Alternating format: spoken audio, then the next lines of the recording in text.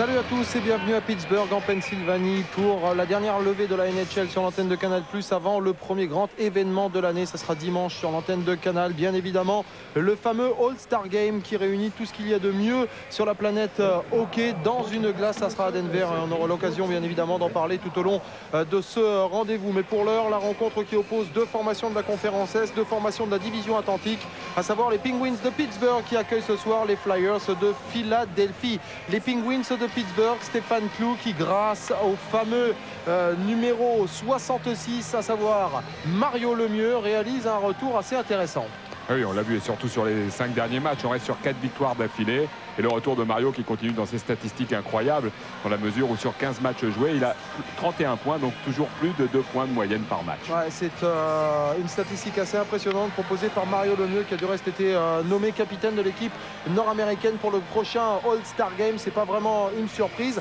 En ce qui concerne les Flyers de Philadelphie, actuellement 4e de la conférence Est avec 60 points, à savoir 5 longueurs de marche par rapport aux derniers qualifiés pour les playoffs.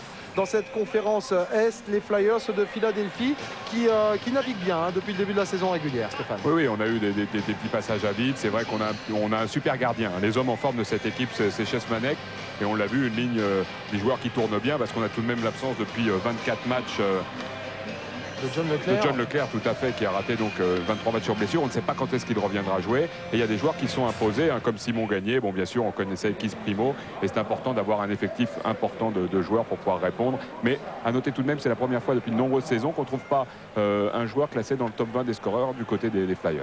On a vu les statistiques de deux hommes à suivre, bien évidemment, du côté des Penguins de Pittsburgh, à savoir Jaromir Jagr et Mario Lemieux. Ces deux-là se sont absolument retrouvés de la plus belle des manières, eux qui avaient permis à Pittsburgh de décrocher leurs deux premières coupes Stanley en 1991 et en 1992. Mario Lemieux, absolument impressionnant. 30 ans, 2 ans et demi d'absence, il revient, 31 points sur 15 matchs, comme vous l'avez dit, sur des stats hors du commun. Oui, et ça a permis à des joueurs de retrouver leur confiance, comme Jagr, qui s'était retrouvé 15e au classement des buteurs, qui est remonté à la 2e place juste derrière Sakic, et également de la très bonne prestation de Kovalev et Straka. À noter quelques petits mouvements dans cette formation des Penguins de Pittsburgh. L'arrivée de Kevin Stevens, ex-Flyers de Philadelphie, qui a été échangé contre John Slaney. Ça a été une première surprise. La deuxième surprise, ça a été le transfert d'Irgi Slager du côté des Thrashers d'Atlanta contre un 3e tour de la draft 2001. Ça, véritable surprise, notamment de la part d'Ivan Linka. On pensait que l'entraîneur des Penguins de Pittsburgh allait protéger au maximum son escouade tchèque. Et oui, en fait, il a fait un choix. Bon, de toute façon, il garde par contre Lang, mais il a fait cet échange. Bon, on a vu l'arrivée de Kevin Stevens sur les choix de l'entraîneur. Il y a peut-être des questions d'entente dans l'équipe. En tout cas, pour l'instant, ça fonctionne bien pour cette équipe de Pittsburgh depuis le retour de Lemieux. Le quatuor arbitral dans cette rencontre, Terry Gregson, Stephen Walcom en arbitre officiel. Les lignes seront tenues par Brian Mack et Thor Nelson. Le superviseur, John D'Amico, et la vidéo, Jim Weaver, pour le 52e match de la saison pour ces deux formations. Les Penguins de Pittsburgh face aux Flyers de Philadelphie. Les Penguins sont actuellement en blanc et noir. Ils le seront pendant toute la partie face aux couleurs traditionnelles de Philadelphie, à savoir orange et noir. C'est lancé dans cette rencontre avec un premier puck récupéré par le capitaine de Pittsburgh, en l'occurrence Jaromir Jagr. C'est bien fait, on combine bien immédiatement avec ce palais qui est remis. Et la première intervention décisive du côté des Flyers de Philadelphie. Roman Cechmanek qui a été élu All-Star dans l'équipe du reste du monde. Et oui, logiquement une super moyenne depuis le début de la saison pour le gardien numéro 1 de cette équipe de Philadelphie. Il a joué 32 matchs, 18 victoires, 7 défaites, 4 matchs nuls, 2,1 buts encaissés par match et une moyenne impressionnante de 91,7% d'arrêt. Les clés de ce match, il va falloir fermer la zone, savoir jouer sans le puck pour pouvoir créer des espaces, notamment face à la défense des Flyers de Philadelphie. Et on va compter bien évidemment sur la vitesse d'exécution de Martin Straka, de Mario Lemieux, de Jaromir Jagr, d'Alexei Morozov, d'Alexei Kovalev. Avec un premier dégagement interdit validé par Richardson. Ouais, Luke Richardson qui est à 2 matchs de son 1000e match joué en NHL, ce qui va lui permettre de réaliser ce que l'on appelle outre-Atlantique un millstone. Et parmi les joueurs absents, Leclerc, Williams, Denmore du côté des Flyers de Philadelphie. Tibbets, Beranek, Johnson, Miller, ça fait quand même du monde en ce qui concerne les Penguins de Pittsburgh. Oui, bon, on a un effectif qui permet de toute façon de remplacer ces blessures. À noter le retour de Sikora pour les Flyers qui était blessé. Les stats d'Ivan Linka comme première saison en coach NHL avec 25 victoires au compteur. Il a plus de 50% de réussite pour le moment. Celui qui avait mené l'équipe tchèque au titre olympique lors des derniers Jeux de Nagano. Une formation des Penguins de Pittsburgh, on ne vous le répétera jamais assez, et ce depuis le début de la saison NHL sur l'antenne de Canal, dont l'ossature était essentiellement faite sur des joueurs tchèques. Elle est récupérée par les Flyers de Philadelphie avec la présence de Michal Sikora, que l'on pensait absent et qui finalement est présent. Robert Lang qui est à la lutte avec Dan McGillis. Sikora qui avait manqué les 7 derniers matchs côté Flyers. C'est bien récupéré dans la zone neutre par l'intermédiaire d'Alexei Kovalev, que l'on retrouvera lui aussi au All-Star Game à suivre sur l'antenne de Canal+, juste derrière l'équipe du dimanche. Ça sera donc dimanche, bien évidemment, à partir de minuit, avec une rediffusion sur l'antenne de Canal lundi à 17h30 pour un peu plus d'une demi-heure de résumé sur ce qui s'est passé dans ce All-Star, ce match des étoiles. Et une nouvelle rediffusion mercredi sur Canal+ Vert en numérique à 18h30 dans l'intégralité du match. Avec une nouvelle fois Roman Cechmanek qui lui aussi n'en finit plus de battre des records avec des stats dont Stéphane vous parlait particulièrement intéressantes. C'est un joueur qui a signé à 29 ans, qui participait à son premier match NHL à 29 ans. Malgré tout, on ne peut pas le considérer comme rookie. Non, un joueur d'expérience qui jouait pour l'équipe nationale tchèque et qui a vraiment des statistiques impressionnantes. Il a même 4 blanchissages depuis le début de la saison. On le retrouve dans tous les domaines, dans le top 10 des gardiens de la Ligue nationale, tant sur les pourcentages d'arrêt que sur les moyennes, que sur le nombre de matchs joués. Face-off dans la zone de Roman Cechmanek avec un puck récupéré par le capitaine des Flyers de Philadelphie, Éric Desjardins. Mais nous, on est gêné pour le moment par le pressing à 2 imposé par les Penguins Pittsburgh avec ce bon relais. La récupération de Peter White, on va chercher la frappe à la ligne bleue. Ouais, c'est bien fait avec ce bon positionnement de Jean-Sébastien Aubin, le gardien canadien là, qui est venu récupérer ce puck alors qu'il y avait un rebond dangereux derrière la cage. Oui, surpris par le lancer, une bonne entrée en zone de la part des Flyers sur une situation de 3 contre 2, un lancer de la ligne bleue. Et le rebond qui l'a surpris, mais il s'en sort bien. Ça brasse là, et la Milan Arena qui jubile parce qu'Éric Desjardins, le capitaine des Flyers de Philadelphie, a pris une boîte sérieuse. Mais il se relève avec toujours ce pressing à 2 imposé par Pittsburgh. Et ce palais qui est récupéré. On va pouvoir remettre juste derrière avec la bonne récupération. Ian Moran qui va remettre. Accélération de Dariusz Kasparaitis, le Lituanien, derrière la cage de Roman Cechmanek qui va pouvoir laisser pour PJ Stock. Les Flyers très gênés par le forcing très haut de la part de Pittsburgh. Ouais, on continue les mises en échec. On a vu Dan McGillis là qui n'y est pas allé de main morte. Aucun voyage à vide là pour le moment.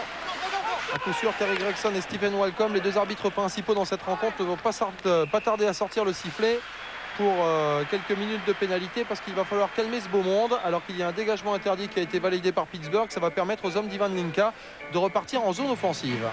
En termes de match, comment on pouvait s'y attendre entre deux formations qui postulent aux avant-postes de la conférence Est, hein. Oui, il s'agit du troisième match d'une série de 5. Le premier match a eu lieu le 8 novembre sur cette glace à Pittsburgh, victoire 5-2. Et le deuxième match le 24 novembre, victoire également de Pittsburgh, mais sur la glace de Philadelphie, sur le score d'1-0. Et la suite des événements après cette rencontre, ça sera le 7 février à Pittsburgh. Et pour terminer cette série de 5 matchs donc entre ces deux formations, le 7 avril à Philadelphie. Question de suprématie aussi dans cette conférence Est entre ces deux équipes qui sont bien placées pour atteindre les playoffs. Il reste encore 30 matchs à jouer, attention tout de même. Mais on a vu la belle progression de Pittsburgh et la constance de cette formation des Flyers de Philadelphie qui attaque une nouvelle fois et qui ouvre la marque. Ouais, dans des conditions un petit peu délicates. Keith Primo qui profite de la frappe de Simon Gagné pour venir tromper Jean-Sébastien Aubin et ouvrir le score ici à la Milan Arena. Après tout juste 3 minutes de jeu dans cette rencontre, Philadelphie, Stéphane, mène 1-0.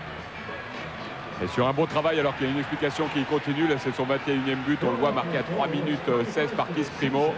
Il y a une explication, Stevens qui vient mettre une mise en échec au milieu de la glace à Primo. Fallait récupérer donc aux zones défensives par les Flyers. Un pétard mouillé parti de la ligne bleue, on va dire. Un problème de marquage juste devant Aubin. Et la déviation de Primo en douceur pour aller glisser ce palais et ouvrir le score très rapidement en début de première période. pour venir calmer la situation un peu chaude. Mario Lemieux, bien évidemment, alors que l'on a failli revoir le ralenti qui a amené cette ouverture du score en faveur de Philadelphie. Philadelphie qui globalement a des stats largement favorables face à cette formation des Penguins de Pittsburgh, à savoir 108 victoires contre 59 défaites et 26 matchs nuls seulement, alors que l'on a vu le bon positionnement de Keith Primeau. Et oui, l'erreur de marquage du défenseur, et c'était pas un pétard mouillé en fait, c'est le palais est dévié par Kasparaitis avant que Primo ne puisse détourner ce palais dans le but donc de Jean-Sébastien Aubin. La petite erreur défensive, elle est pour Mario Lemieux quand même, qui ne s'est pas du tout venu jeter ni mis dans l'opposition face à Keith Primeau. C'était le côté en fait de Kasparaitis, c'était pas son joueur normalement à aller mieux pour le marquage. Bonne mise en échec là avec Damon Lanko qui ne peut récupérer ce palais. Ça va pouvoir revenir pour Pittsburgh avec Janela Okanen pour relancer la machine des Blancs. Attention avec Peter White à la récupération pour écarter sur la droite. Et une nouvelle fois Jean-Sébastien Aubin qui va pouvoir récupérer cette frappe qui était donnée par Luke Richardson. Position de hors-jeu de la part de Morozov. Ça c'est une étourderie que les joueurs de Pittsburgh seraient bien inspirés de ne pas renouveler parce que ça risquerait d'irriter particulièrement Ivan Linka sur cette entrée en zone de qui donc l'entrée en zone de Yann Erdina, pardon. Alexei Morozov lui était d'ores et déjà rentré dans la zone offensive. Jean-Sébastien Aubin qui a connu aussi quelques pépins, lui, physique depuis le début de la saison. Il avait été longtemps absent, de la présence de Garceau que l'on voit ici à l'écran et qui reste sur 3 victoires consécutives, dont un blanchissage. C'était face à Chicago, son 12e dans sa carrière. Mais c'était déjà clair depuis le début de la saison pour Garceau, c'est le gardien numéro 2 de Pittsburgh. Oui, alors qu'on a vu rapidement ses statistiques, mais c'est vrai qu'il reste sur de bons départs. Les 3 derniers départs qu'il a fait sont soldés par des victoires, dont ce blanchissage dont vous parliez. Mais le retour de Jean-Sébastien Aubin, on l'attendait après sa blessure, donc il reprend a priori sa place de titulaire auprès de Linka. Avec un palais qui est toujours en possession de Pittsburgh. On va chercher à relancer avec Marc Bergevin, ancien joueur des Blues de Saint-Louis, qui vient tout juste d'arriver dans cette formation de Pittsburgh. On a renforcé un secteur défensif qui est un petit peu défaillant en ce qui concerne Pittsburgh, seulement 11e de la conférence Est avec 154 buts, 155 maintenant avec celui de ce soir encaissé depuis le début de la saison. Ça fait quand même beaucoup tout ça. Oui, défensivement, on a de gros problèmes. C'est vrai qu'on marque énormément de buts, mais on l'a vu, on perd trop de palais dans la zone défensive. On met les gardiens dans des situations difficiles. Aubin, soutenu par Marc Bergevin. Accélération pour remettre dans des conditions délicates, repiqué par le centre pour écarter sur les côtés. Attention avec ce palais qui revient bien, qui navigue devant le slot, et PJ Stock qui n'a pas pu récupérer derrière. Ça accélère avec ce palais dans la crosse d'Ian Moran qui n'a pas pu remettre derrière. PJ Stock à la lutte avec le soutien de Chris Terrien. Et derrière ça repart une nouvelle fois avec Matthew Barnaby. On a du soutien juste devant le slot. On cherche la petite déviation. Oh, la frappe qui est donnée. Et on n'arrive pas à conclure par l'intermédiaire de Krzysztof Oliwa, mais aussi par celle de Steve McKenna. 2 nouveaux joueurs arrivés dans cette formation de Pittsburgh. Krzysztof Oliwa qui est arrivé en provenance de Columbus et Steve McKenna, ancien de Minnesota. Un bon travail de Barnaby derrière le but de Šešmanek. Une passe levée. Le lancer du revers de Oliwa. Et l'intervention en 2 temps de Šešmanek qui était déjà sur la glace avant le départ du lancer. Le palais qui a failli passer entre ses jambières. Mathieu Barnaby qui revient dans cette formation première des Penguins de Pittsburgh, vu qu'il avait été sanctionné quand même par Ivan Linka, parce que c'est de loin sur la glace le joueur qui a été le plus sanctionné depuis le début de la saison. 168 minutes de pénalité.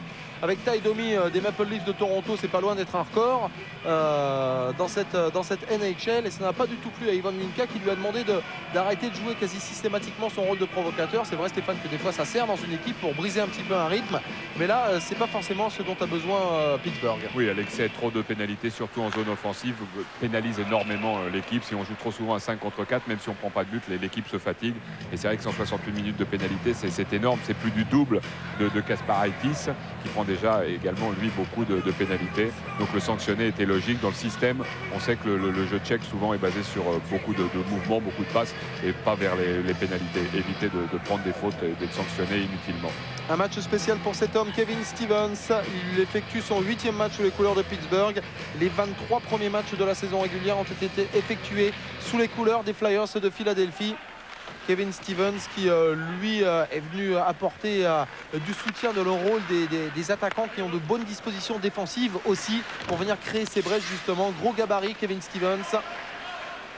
Avec un palais récupéré par Dariusz Kasparaitis. Ian Moran à la récupération. On est solide tout de même en défense en ce qui concerne Pittsburgh. Ouais, il y a une bonne charge de Keith Primo sur Kasparaitis. Simon Gagné qui voulait redonner vers Marc Recchi. Ça va pouvoir repartir, mais toujours c'est sorti par l'axe là en ce qui concerne les Penguins. Qui ne favorise pas la progression vers la cage de Roman Cechmanek. Ça revient une nouvelle fois avec Dariusz Kasparaitis qui va chercher du soutien. Ouais, qui prend quand même un slashing énorme. Il n'y a pas 2 minutes d'annoncer là-dessus et on est venu quand même se plaindre auprès de Terry Gregson. Voilà qui est fait, le bras élevé. Et Terry Gregson qui va sanctionner parce qu'il a pris un slashing monstrueux de la part de Keith Primo, Dariusz Kasparaitis sur son accélération par l'axe. Alors qu'on est en train de demander ce qui se passe exactement à l'image de Marc Recchi. C'était parfaitement visible à l'écran. Ah oui, là on a vu Welcome, donc l'arbitre, le numéro 24, en discussion avec Recchi. Il n'y a rien à dire en zone neutre sur l'énorme slashing donné sur Kasparaitis qui était porteur du palais. C'est McGillis qui prend les 2 minutes de pénalité, non pas Keith Primo, qui lui était venu se plaindre auprès de l'arbitre. Regardez, l'accélération, d'abord, la mise en échec de la part de Keith Primo sur Dariusz Kasparaitis. Derrière, le Lituanien va pouvoir reprendre ce palais et là, boum! Et là, tout de suite, l'arbitre qui lève son bras pour sanctionner. Richardson, un deuxième slashing cette fois-ci. Et une troisième charge de Primo sur Kasparaitis. C'est une bonne présence pour Kasparaitis. 2 mises en échec et 2 slashings en 20 secondes de temps. Et voici la première infériorité numérique dans cette rencontre. Et dans ce cas de figure à 4 contre 5, où se situent les Flyers, Stéphane? Eh bien, les Flyers sont à 80,7% de réussite. Ils sont 23e. Beaucoup de mal à tuer les pénalités pour l'équipe de Bill Barber depuis le début de la saison. Et en supériorité numérique, ça tourne bien. Et surtout depuis le retour de Mario Lemieux. Pittsburgh, 18,7% de moyenne. Ils sont 6e de la Ligue nationale. 6e ex aequo. Le réalisateur ici sur ce match les nomme 7e. Et à noter qu'avec 15 matchs joués depuis le retour de Mario Lemieux, c'est 17 réussites sur 68 supériorité numérique, ce qui fait 25% de moyenne. Bon, attention avec heureusement Eric Desjardins là, qui est venu dévier ce puck qui a été récupéré par Jaromir Jagr. On a remis juste derrière Alexei Kovalev. Maintenant on cherche du soutien avec la bonne présence de Jaromir Jagr. Subtilisation du puck par l'intermédiaire de Peter White. On va pouvoir grappiller des secondes importantes en ce qui concerne Philadelphie. C'est bien joué là pour le moment. Oui, alors qu'on a mis bien sûr la première ligne de supériorité numérique sur la glace avec Kovalev qui joue comme deuxième défenseur. Kovalev qui est récupéré par Pittsburgh. On va chercher à imposer le jeu de puissance rapidement maintenant pour essayer de réussir cette égalisation alors que l'on est à un peu plus de 7 minutes de match. La frappe de Kovalev et Cechmanek qui vient s'imposer juste devant le slot alors qu'il y avait la présence de Kevin Stevens. Et Kevin Stevens sur la première ligne de supériorité numérique a pris la place de Robert Lang aux côtés de Lemieux et Jagr. À la limite du hors-jeu. Le palais pour Lemieux, Jagr qui recoupait dans le slot. On va rejouer à la ligne bleue. Et la frappe de Kovalev. Kovalev, le lancer. Et Stevens qui peut reprendre ce palais laissé libre par Cechmanek dans un premier temps et qui le couvrira avec sa mitaine.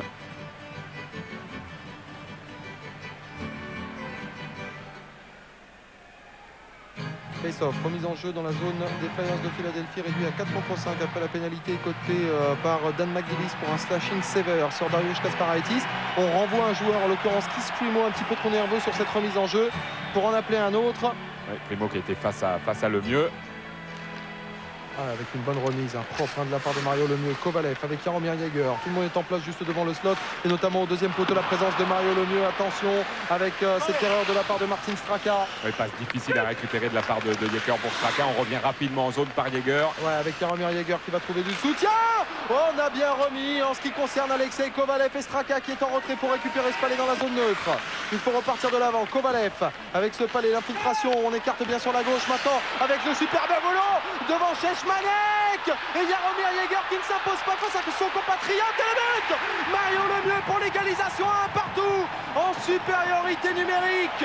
Big Mario réussit une nouvelle fois ce que tout le monde attend de lui ici à la Milan Arena, au plus grand désarroi de Bill Barber. L'égalisation 1 partout, c'est son 16e but de la saison pour Mario Lemieux. Il fallait être présent, Stéphane. Ah oui, quel travail de la part de Pittsburgh. On avait du mal à s'installer en zone offensive et sur une contre-attaque rapidement menée, l'entrée en zone. Voilà le placement de Lemieux. Le palais repris à mi-hauteur. Un premier rebond, Cechmanek ne peut attraper le palais. C'est pour Lemieux qui vient passer par-dessus le gardien. Et quel travail d'accélération et de Straka. Jaeger était présent derrière le but et Lemieux reprend ce palais pour l'égalisation. Là, la capacité de patinage des Tchèques, elle a fait la différence. Straka Jaeger pour venir mettre le feu. La supériorité numérique concrétisée pour venir valider les stats que l'on vous donnait il y a quelques instants. Avec Mario Lemieux à 5 contre 4, ça va mieux, beaucoup mieux, sans faire de jeu de mots. Ah oui, 16e but pour Lemieux, 16 assists, un total de 32 points maintenant pour le numéro 66 de Pittsburgh. Et 16e match joué seulement, quoi. C'est absolument hallucinant. Un partout dans ce premier tiers-temps. Il y a eu la première joie de la part des Flyers de Philadelphie grâce à Keith Primeau. La soupe à la grimace après un peu plus de 7 minutes de jeu dans ce premier tiers avec l'égalisation de Mario Lemieux. Tout est relancé dans ce match. Ah oui, sanction directe pour la pénalité de Dan McGillis sur un slashing inutile dans la zone neutre. Et l'égalisation de Pittsburgh qui revient dans le match 8 minutes après avoir encaissé le premier but. Attention avec cette nouvelle récupération chez Schmanek qui est obligé d'intervenir de la crosse avec un palais qui est récupéré le long de la bande. Les gros bras qui font la différence pour pouvoir sortir et mettre dans la zone offensive avec Rick Tocchet qui cherche la récupération. Il aura du soutien de l'autre côté avec la présence de Ken Manderville. Ouais, bon travail de Jeff Norton. On a brisé un tout petit peu de rythme avant de rentrer dans quelques instants dans la deuxième partie de cette première période. Une bonne sortie de zone dans le dos des deux joueurs. Morozov, la frappe de Morozov qui a été contrée par le secteur défensif des Flyers de Philadelphie qui va pouvoir repartir avec Damon Lanko qui écarte une passe un petit peu trop appuyée. Derrière on est bien regroupé défensivement avec Ian Moran qui a pu écarter sur la droite. Oh là là, Mark Recchi qui prend une boîte énorme. Il va falloir être solide et derrière c'est Jaromir Jagr. Jaromir Jagr qui s'écroule sur la glace. Il a pris une charge complètement incorrecte. Il va y avoir baston, Stéphane, parce qu'on va venir protéger forcément Jaromir Jagr. C'est Fedoruk et là c'est parti. Oh, il faut pas toucher à Jaromir Jagr. C'était Oliwa qui était arrivé. Et Jagr lui retourne au banc suite à la charge qu'il a pris. Il me semble que c'est une charge de Rick Tocchet au départ. Chacun un joueur, hormis Jagr qui est donc reparti sur le banc. Il n'en faut pas plus pour Lanko là, qui est encore avec Yann Moran. Christophe Oliwa qui signe ses débuts avec les Penguins de Pittsburgh. C'est lui qui était tout de suite venu défendre Jagr. Il est vrai que la première charge de Tocchet était une charge avec les bras levés sur Jagr. Dariusz Kasparaitis qui forcément n'est pas très loin pour venir mettre un petit peu d'ordre dans cette bagarre. Bon, il est clair qu'il a pris une charge énorme le long de la bande avec Fedoruk qui est arrivé la crosse haute au niveau de la gorge. Et là, il va y avoir un peu de ménage. Rick Tocchet est d'ores et déjà en prison.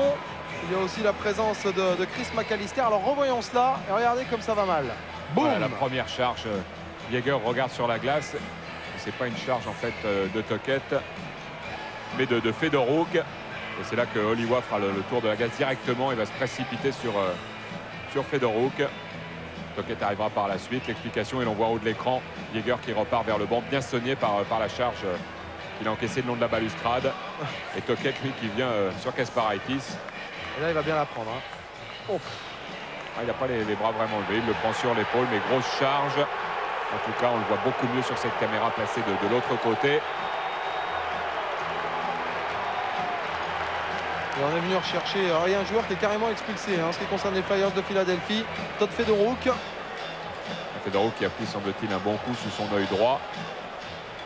Et Jaromir Jagr, pendant ce temps-là, lui a franchement du mal à s'en remettre de cette charge monstrueuse prise le long de la bande. Regardez, là il est présent, il est en train de voir où se trouve le palais. Il a bien attendu. Et sans repère visuel. Derrière, forcément, on va chercher à relancer le jeu. C'est Oliwa qui arrive sur le côté, qui arrive à éviter l'arbitre et qui met un premier pain sur Fedoruk. Jaromir Jagr est un joueur solide. Alors, il y a franchement du monde là, dans la prison des Flyers de Philadelphie. Alors, Chris McAllister, Rick Tocchet, est-ce que Rick Tocchet va y être aussi? Dariusz Kasparaitis récupère un gant qui n'est pas à lui, c'est celui d'Éric Desjardins. Il va falloir faire le tri là maintenant. Les deux équipes jouent avec des gants noirs. On est en train de faire le tri. Et Jagr retrouve ses esprits peu à peu. Desjardins en discussion avec Toquette.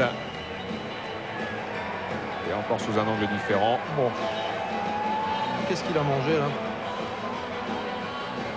Surtout que derrière, sur la tentative de récupération, ça brassait déjà sévère. Mais on s'y attendait, hein. Ça ne pouvait pas en être autrement dans cette première période. Une première petite basse-tour entre Flyers et Penguins. Chris McAllister est encore en train de se brancher avec Christophe Oliwa, avec Kevin Stevens qui est en prison.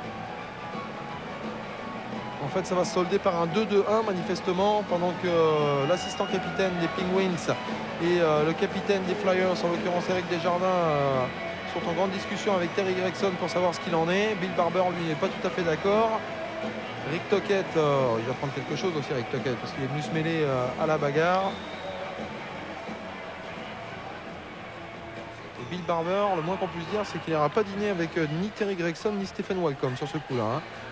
Alors que l'on revoit pour la 5e fois au moins ce qui a mis le feu aux poudres. Ah, puis Jäger ne l'a jamais vu arriver. Il regarde le palais. Ah, il y a un surnom Voilà, en là, plus. quand on regarde le changement, et Oliwa qui fait le tour, qui jette ses gants et qui jette directement sur Fedoruk. Il ne s'est même pas posé de question à savoir où était le palais. Alors la décision du corps arbitral, c'est manifestement, Stéphane, un 2-2-1, à savoir que s'est-il passé? Alors Philadelphie en supériorité numérique d'ores et déjà. Il semble assez curieux. Manifestement, seul Chris McAllister a pris 2 minutes de pénalité pour charge haute. Todd Fedoruk a pris au moins 10 minutes, c'est-à-dire qu'on ne le reverra plus sur cette première période. Il va y avoir quelques petits éclaircissements. En tout cas, pour la première fois dans ce match, les Flyers de Philadelphie se retrouvent en supériorité numérique. Alors qu'il reste 10 minutes et 24 secondes encore à jouer avec Marc Recchi à la récupération, juste devant la présence de René Corbet. Il fallait qu'il va revenir pour la défensive des Penguins de Pittsburgh. Il y a un 2+2 hein, qui a été distribué de toute manière. 4 minutes certainement pour Oliwa. Qui, sorti du banc, s'est précipité sur la bagarre. Enfin, pour faire une bagarre. Avec une erreur, attention sur le porteur du palais, le dernier homme. Ça permet à Pittsburgh de récupérer et de renvoyer en zone neutre, de gagner quelques secondes précieuses. Dan McGillis qui écarte ce palais côté gauche avec le relais de Michal Sikora. Oh. Ça part haut, hein. Et avec seulement 15,3% de réussite pour les Flyers en supériorité numérique. Ils sont 16e de la Ligue. Christérien qui est à la lutte pour faire vivre ses palais dans la zone offensive. Et si on a des problèmes à 5 contre 5 en défensive pour Pittsburgh, c'est également le cas lorsqu'on est en infériorité. Seulement 82,2%, 19e de la Ligue. Michal Sikora pour mettre derrière la cage de Jean-Sébastien Aubin. Un palais qui est récupéré peut-être par les Flyers de Philadelphie. Voilà qui est fait avec la bonne présence de Ruslan Fedotenko. Fedotenko qui est à la lutte avec Marc Bergevin. Il va falloir qu'il soit fort, l'ancien joueur, l'ancien défenseur des Blues de Saint-Louis. Fedotenko qui remet juste derrière. Attention, le jeu de puissance est employé là de la part des Flyers de Philadelphie avec une récupération de Damon Lanko pour remettre juste derrière, pour venir positionner tout le monde alors qu'un joueur a perdu son casque. En l'occurrence Jeff Norton en ce qui concerne la défensive des Penguins de Pittsburgh. Le palais qui revient avec Rick Tocchet qui cherchait la conclusion de Ruslan Fedotenko. Ça part de tous les côtés avec beaucoup de monde pour gêner le repère visuel de Jean-Sébastien Aubin devant la cage des Penguins de Pittsburgh. Oui, le palais qui tourne très rapidement, même si on n'arrive pas vraiment à s'installer. Un nouveau lancé, un rebond laissé. Oh là là, attention, juste devant Aubin avec cette tentative de conclusion de la part d'Éric Desjardins qui ne trouve pas la solution avec Ruslan Fedotenko pour remettre derrière. Éric Tocchet qui ne conclut pas. Le palais qui est sorti par Marc Bergevin. C'est pas terminé, ça repart à la bleue avec le but. Non, c'est tombé sur le poteau. Tout le monde pensait que ce palais était rentré dans le but. Ah, il y avait une passe à la main qui n'a pas été sifflée par l'arbitre de la part de Pittsburgh. Mais le palais qui repart de l'autre côté sur Chesmanek. Desjardins. Et ça repart pour les Flyers de Philadelphie à qui il reste 1 minute 10 encore de supériorité numérique. Boum, le missile à la ligne bleue dévié par la crosse de Jean-Sébastien Aubin. C'est une remise en jeu dans la zone offensive des Penguins de Pittsburgh. Dans la zone offensive pour les Flyers de Philadelphie plutôt, avec cette mine exécutée par Éric Desjardins. Mais là on a eu très chaud, hein. Oui, sur la déviation, il semble que le palais ait tapé la transversale. Le palais arrêté à la ligne 2 par Desjardins. Ça vient taper 2 poteaux avant de ressortir. La voici, la passe à la main qui était directement envoyée après de l'autre côté. On voit sous un angle différent. Le palais qui touche 2 fois les poteaux de chaque côté. Enfin, une fois d'un côté, le côté droit d'abord, puis gauche. Et là, il y a la passe à la main de la part de Bergevin. n'a même plus marqué contre son camp, Jean-Sébastien Aubin, parce que ça vient percuter encore son patin droit, son patin gauche plutôt. Allez, on a soufflé dans la défensive des Penguins de Pittsburgh avec au niveau des tirs au but 6-4 en faveur de Pittsburgh. 53 secondes encore à tenir pour les Blancs à 4 contre 5. Marc Recchi avec René Corbet à la lutte. Chris Primo qui vient faire parler sa puissance pour remettre juste derrière, comme c'est bien fait avec une longue frappe à la ligne bleue. Pour Sébastien Aubin qui a perdu sa crosse. Pénalité contre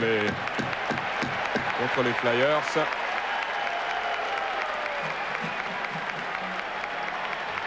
Pour interférence, certainement sur Aubin.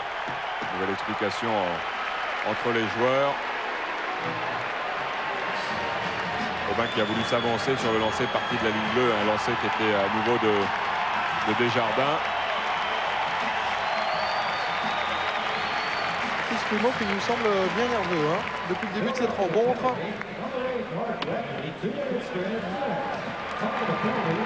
Et 2 minutes pour Recchi, donc pour interférence. Pour la deuxième fois depuis le début de ce match, les Flyers de Philadelphie qui vont se retrouver pendant quelques instants à 4 contre 5. Attention parce que la première fois ça s'était soldé par l'égalisation de Mario Lemieux.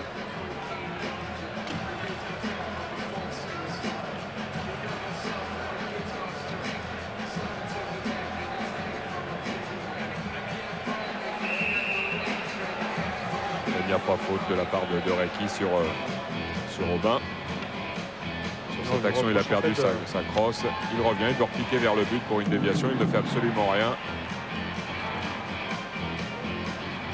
Pénalité bienvenue en tout cas pour Pittsburgh. Ça leur permet de jouer à 4 contre 4 pendant quelques secondes avant de se retrouver en supériorité numérique. Ouais, parce qu'il y a du monde aussi en prison en ce qui concerne les Penguins qui récupèrent ce palais par l'intermédiaire de Yanni Laukkanen. Oui, toujours Oliwa et Stevens sur le banc des pénalités pour Pittsburgh. Bob Boffner pour relancer derrière la cage de Roman Cechmanek.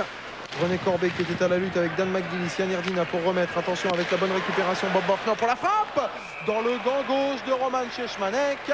Et immédiatement, on a vu René Corbet qui voulait s'excuser auprès des gardiens des Flyers de Philadelphie pour l'avoir percuté avec sa crosse. Frappé court de la ligne bleue, capté de la mitaine par Cechmanek.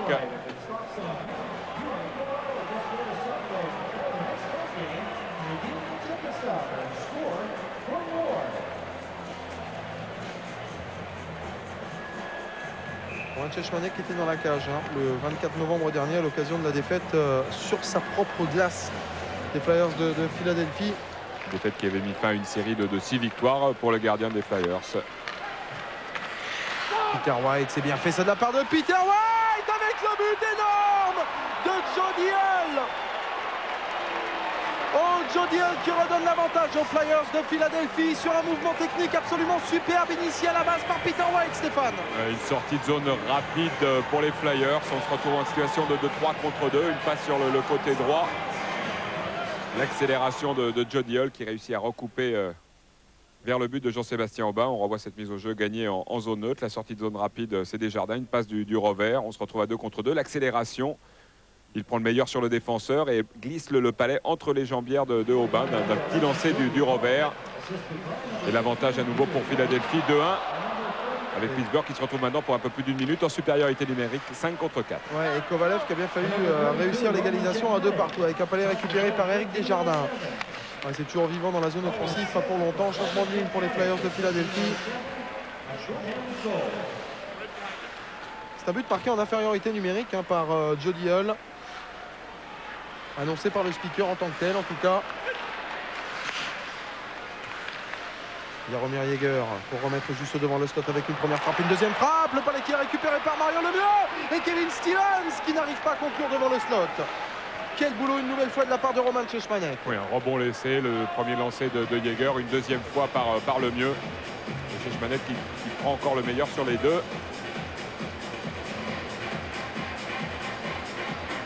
À réussir à tuer cette pénalité pour les Flyers, éviter d'encaisser un deuxième but sur la deuxième infériorité.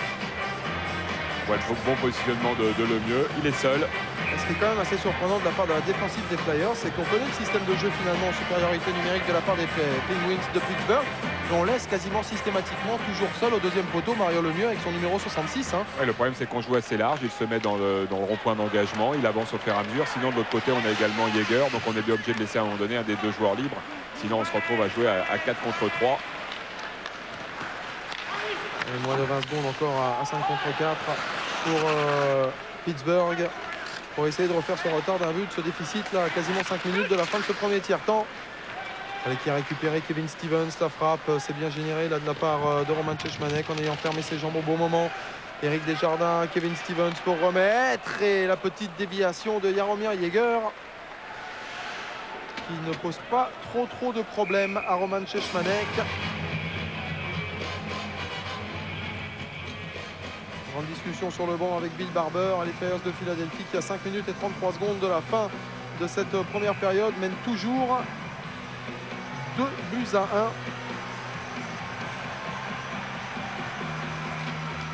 Face-off dans la zone offensive avec un puck qui est récupéré. Et ça va pouvoir peut-être profiter à Mathieu Barnaby. Non!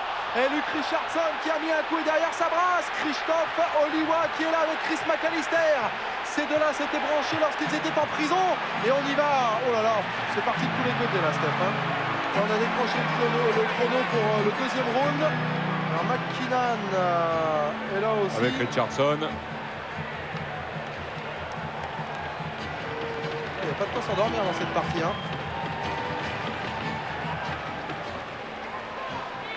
Avec les spectateurs qui s'en occupent, mais de derrière la glace de protection. Richardson, McKinnon, voilà deux qu'on ne retrouvera pas au All-Star, à suivre dimanche à minuit sur l'antenne de Canal. L'occasion pour moi de vous donner la composition de la formation du reste du monde, à savoir les meilleurs joueurs non nord-américains évoluant dans la NHL, donc principalement européens.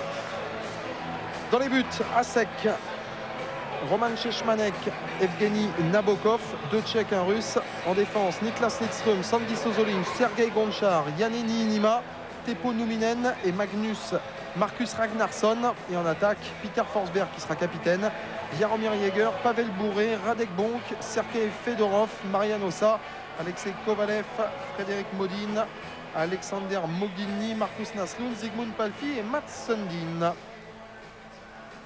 Alors qu'il y aura du côté des Nord-Américains deux absents, en l'occurrence Vincent Danfous et Chris Pronger, tous deux blessés. Résultat dans l'équipe nord-américaine du All-Star. Dans les buts, Patrick Roy, Martin Brodeur, Sean Burke. En défense, Ray Bourque, Ed Jovanovski, Rob Blake, Brian Leach, Al McInnes et Scott Stevens.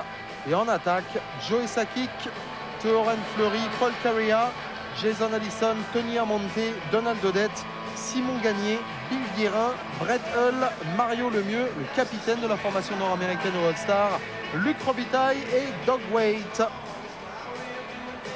Quand même du beau monde. Beaucoup de joueurs des deux côtés. On retrouve 3 joueurs de Pittsburgh. Kovalev et Jaeger pour l'équipe mondiale. Et le mieux pour l'équipe nord-américaine. Et pour faire une petite comparaison sur ces deux formations dont on vient de parler, là, il y a quand même 16 joueurs de plus de 30 ans qui vont évoluer dans l'équipe du All-Star nord-américaine et seulement 5 joueurs de plus de 30 ans dans l'équipe du reste du monde. La relève se trouve donc là. Ivan Linka, un petit peu dubitatif sur les pénalités distribuées sur cette baston, alors que l'on revoit parmi les hits les plus importants, notamment celui-là donné sur Éric Desjardins, le capitaine, et puis après il y a la réponse de Keith Primo sur Dariusz Kasparaitis. Mais on a senti rapidement depuis le début de ce match-là, Stéphane, que ça allait partir fort. Oui, il y a eu beaucoup de mises en échec dès le début de la part de Pittsburgh, et rapidement les joueurs de Philadelphie ont répondu. Beaucoup d'explications, beaucoup de bagarres sur la première période, et on voit 9 mises en échec contre 6 pour Philadelphie depuis le début de ce match. Et Terry Gregson a une nouvelle fois distribué pas mal de pénalités sur cette action. Je me demande si une nouvelle fois ce ne sont pas les Penguins de Pittsburgh qui ne vont pas se retrouver pénalisés à l'arrivée, avec pendant quelques instants une infériorité numérique à venir. Une bonne mise en échec une nouvelle fois avec un puck qui est bien récupéré par Mark Recchi. On travaille maintenant dans la zone neutre avec Dariusz Kasparaitis qui trouve un soutien. Keith Primo qui vient faire parler sa puissance juste devant Jaromir Jagr pour permettre la récupération du puck par Éric Desjardins. On repart de l'autre côté avec Peter White qui trouve un soutien. On arrive à s'intégrer dans l'axe de manière de plus en plus tranquille. Hein. Et la bonne accélération, le lancer à glace. Aubin était déjà en papillon. L'arrêt de la jambière droite pour le gardien de Pittsburgh. La bonne passe, la sortie de zone sur Simon Gagné, l'accélération dans la zone haute, la petite passe en retrait pour Primo qui repique donc vers Aubin et qui réussit à donner un lancer. Et en ce qui concerne les pénalités, 2 fois 5 minutes de données de chaque côté pour les deux bagarres. Simon Gagné que l'on a vu à la base de cette action, Stéphane, et qui est tout simplement le meilleur réalisateur de cette formation des Flyers de Philadelphie avec 22 buts, 20 assists, donc un total et un compteur de 42 points. Rejoint aujourd'hui par Keith Primo grâce à son premier but inscrit. Mais Simon Gagné, c'est une des bonnes révélations, enfin, pourrions-nous dire, dans cette formation des Flyers de Philadelphie. Et les 50 bons premiers matchs qu'il a effectués lui permettent d'effectuer son entrée dans le All-Star. Oui, il joue sur la ligne donc de Reiki et Keith Primo, et ces trois joueurs sont les meilleurs réalisateurs de leur équipe. Capalé récupéré par Jean-Sébastien Aubin une nouvelle fois sur une infiltration de Simon Gagné. Keith Primo qui n'était pas loin, cette première ligne offensive qui fait quand même pas mal de dégâts. Hein. Avec Simon Gagné, Keith Primo donc, dont Stéphane vous parlait à l'instant. On allie la puissance et technique incontestablement. Oui, avec un très bon patineur comme Reiki. Le solide gabarit bien sûr de Primo et les bonnes mains de Simon Gagné.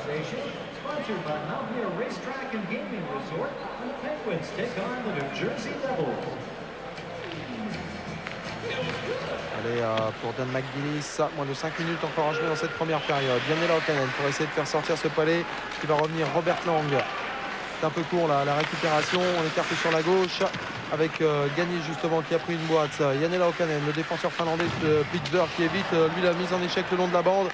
Alexei Kovalev. Robert Lang. Accélération, appel de puck de la part de Martin Straka sur la droite. Il a été un peu gourmand là, Alexei Kovalev. Et Marc Recchi bien redescendu pour venir clarifier la situation pour un palais qui est récupéré maintenant par Bob Bofner. Bofner, assistant capitaine de Jaromir Jagr dans cette formation de Pittsburgh qui cherche un petit peu de soutien derrière la cage de Jean-Sébastien Aubin pour relancer la manœuvre sur la gauche. On a du mal au niveau des contrôles, de plus en plus d'espace entre les lignes en ce qui concerne Pittsburgh. Résultat, c'est un peu aléatoire au niveau des relances et la récupération plus tranquille dans la zone neutre. Oui, sur un bon travail de la part des Flyers. S'il n'y a pas vraiment un joueur qui force, on attend dans la zone neutre pour récupérer dans la trappe, pour récupérer les offensives et récupérer le palais dans la zone neutre de la part des Flyers. Et ça fonctionne très bien depuis 10 minutes. Damon Lanko qui était dans le dos de Matthew Barnaby avec Christophe qui est à la récupération. Beaucoup plus d'agressivité dans le bon sens du terme avec ce lancer, le relais de la part de Damon Lanko et le jeu juste de Jean-Sébastien Aubin qui avait complètement bouché l'angle. Oui, un shoot en angle complètement fermé, les jambières fermées, pas de danger pour Aubin qui détourne ce lancer. Dégagement interdit. Validé par Chris Terrien.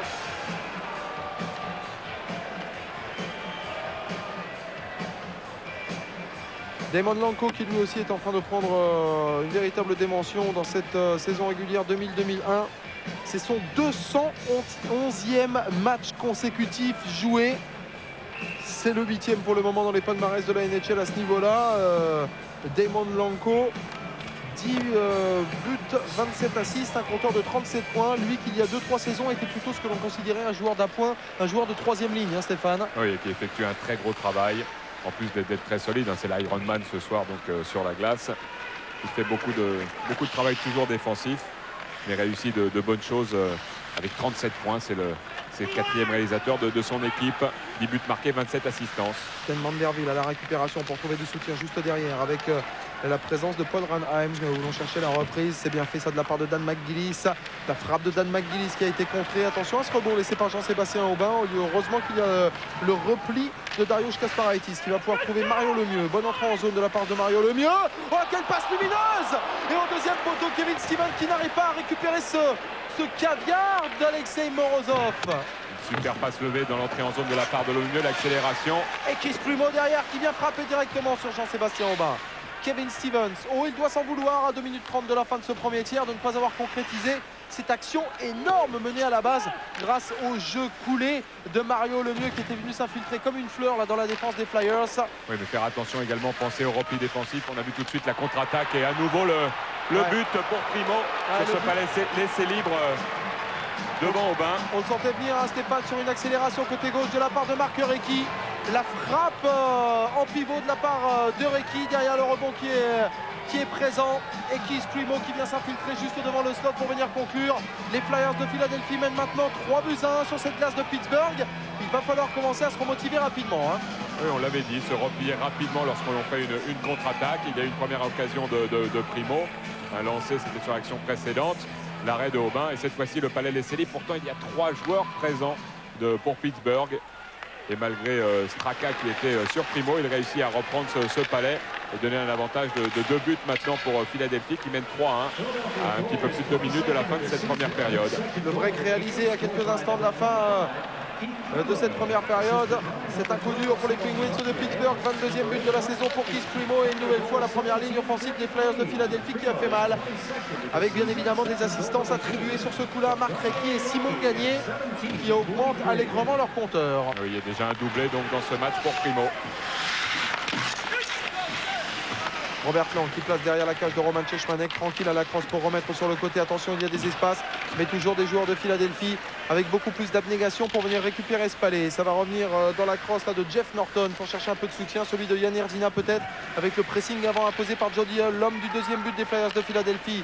La sortie de zone toujours aussi chaotique de la part des Penguins, à l'image de René Corbet qui n'arrive pas à récupérer dans la zone neutre. Ça revient derrière pour les Flyers.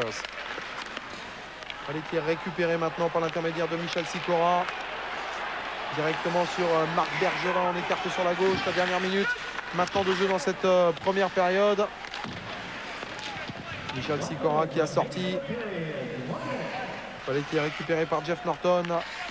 On écarte sur la gauche et voyez ce pressing en 1-1-2 proposé par les Flyers de Philadelphie. 1 à la ligne bleue, 1 dans la zone neutre, pour avoir toujours une présence sur le porteur du palais. Ça fonctionne à merveille pour le moment pour les hommes de Bill Barber. Et l'on repart sur la droite avec Christérien pour trouver du soutien derrière la frappe qui a été déviée in extremis par Dariusz Kasparaitis avec la recherche de puck de la part de Marc Recchi. C'est pas terminé avec une nouvelle accélération. Recchi qui a pris une boîte monstrueuse. C'est pas fini une nouvelle fois pour les Flyers. Heureusement Dariusz Kasparaitis face à Keith Primeau qui se bat comme un beau diable.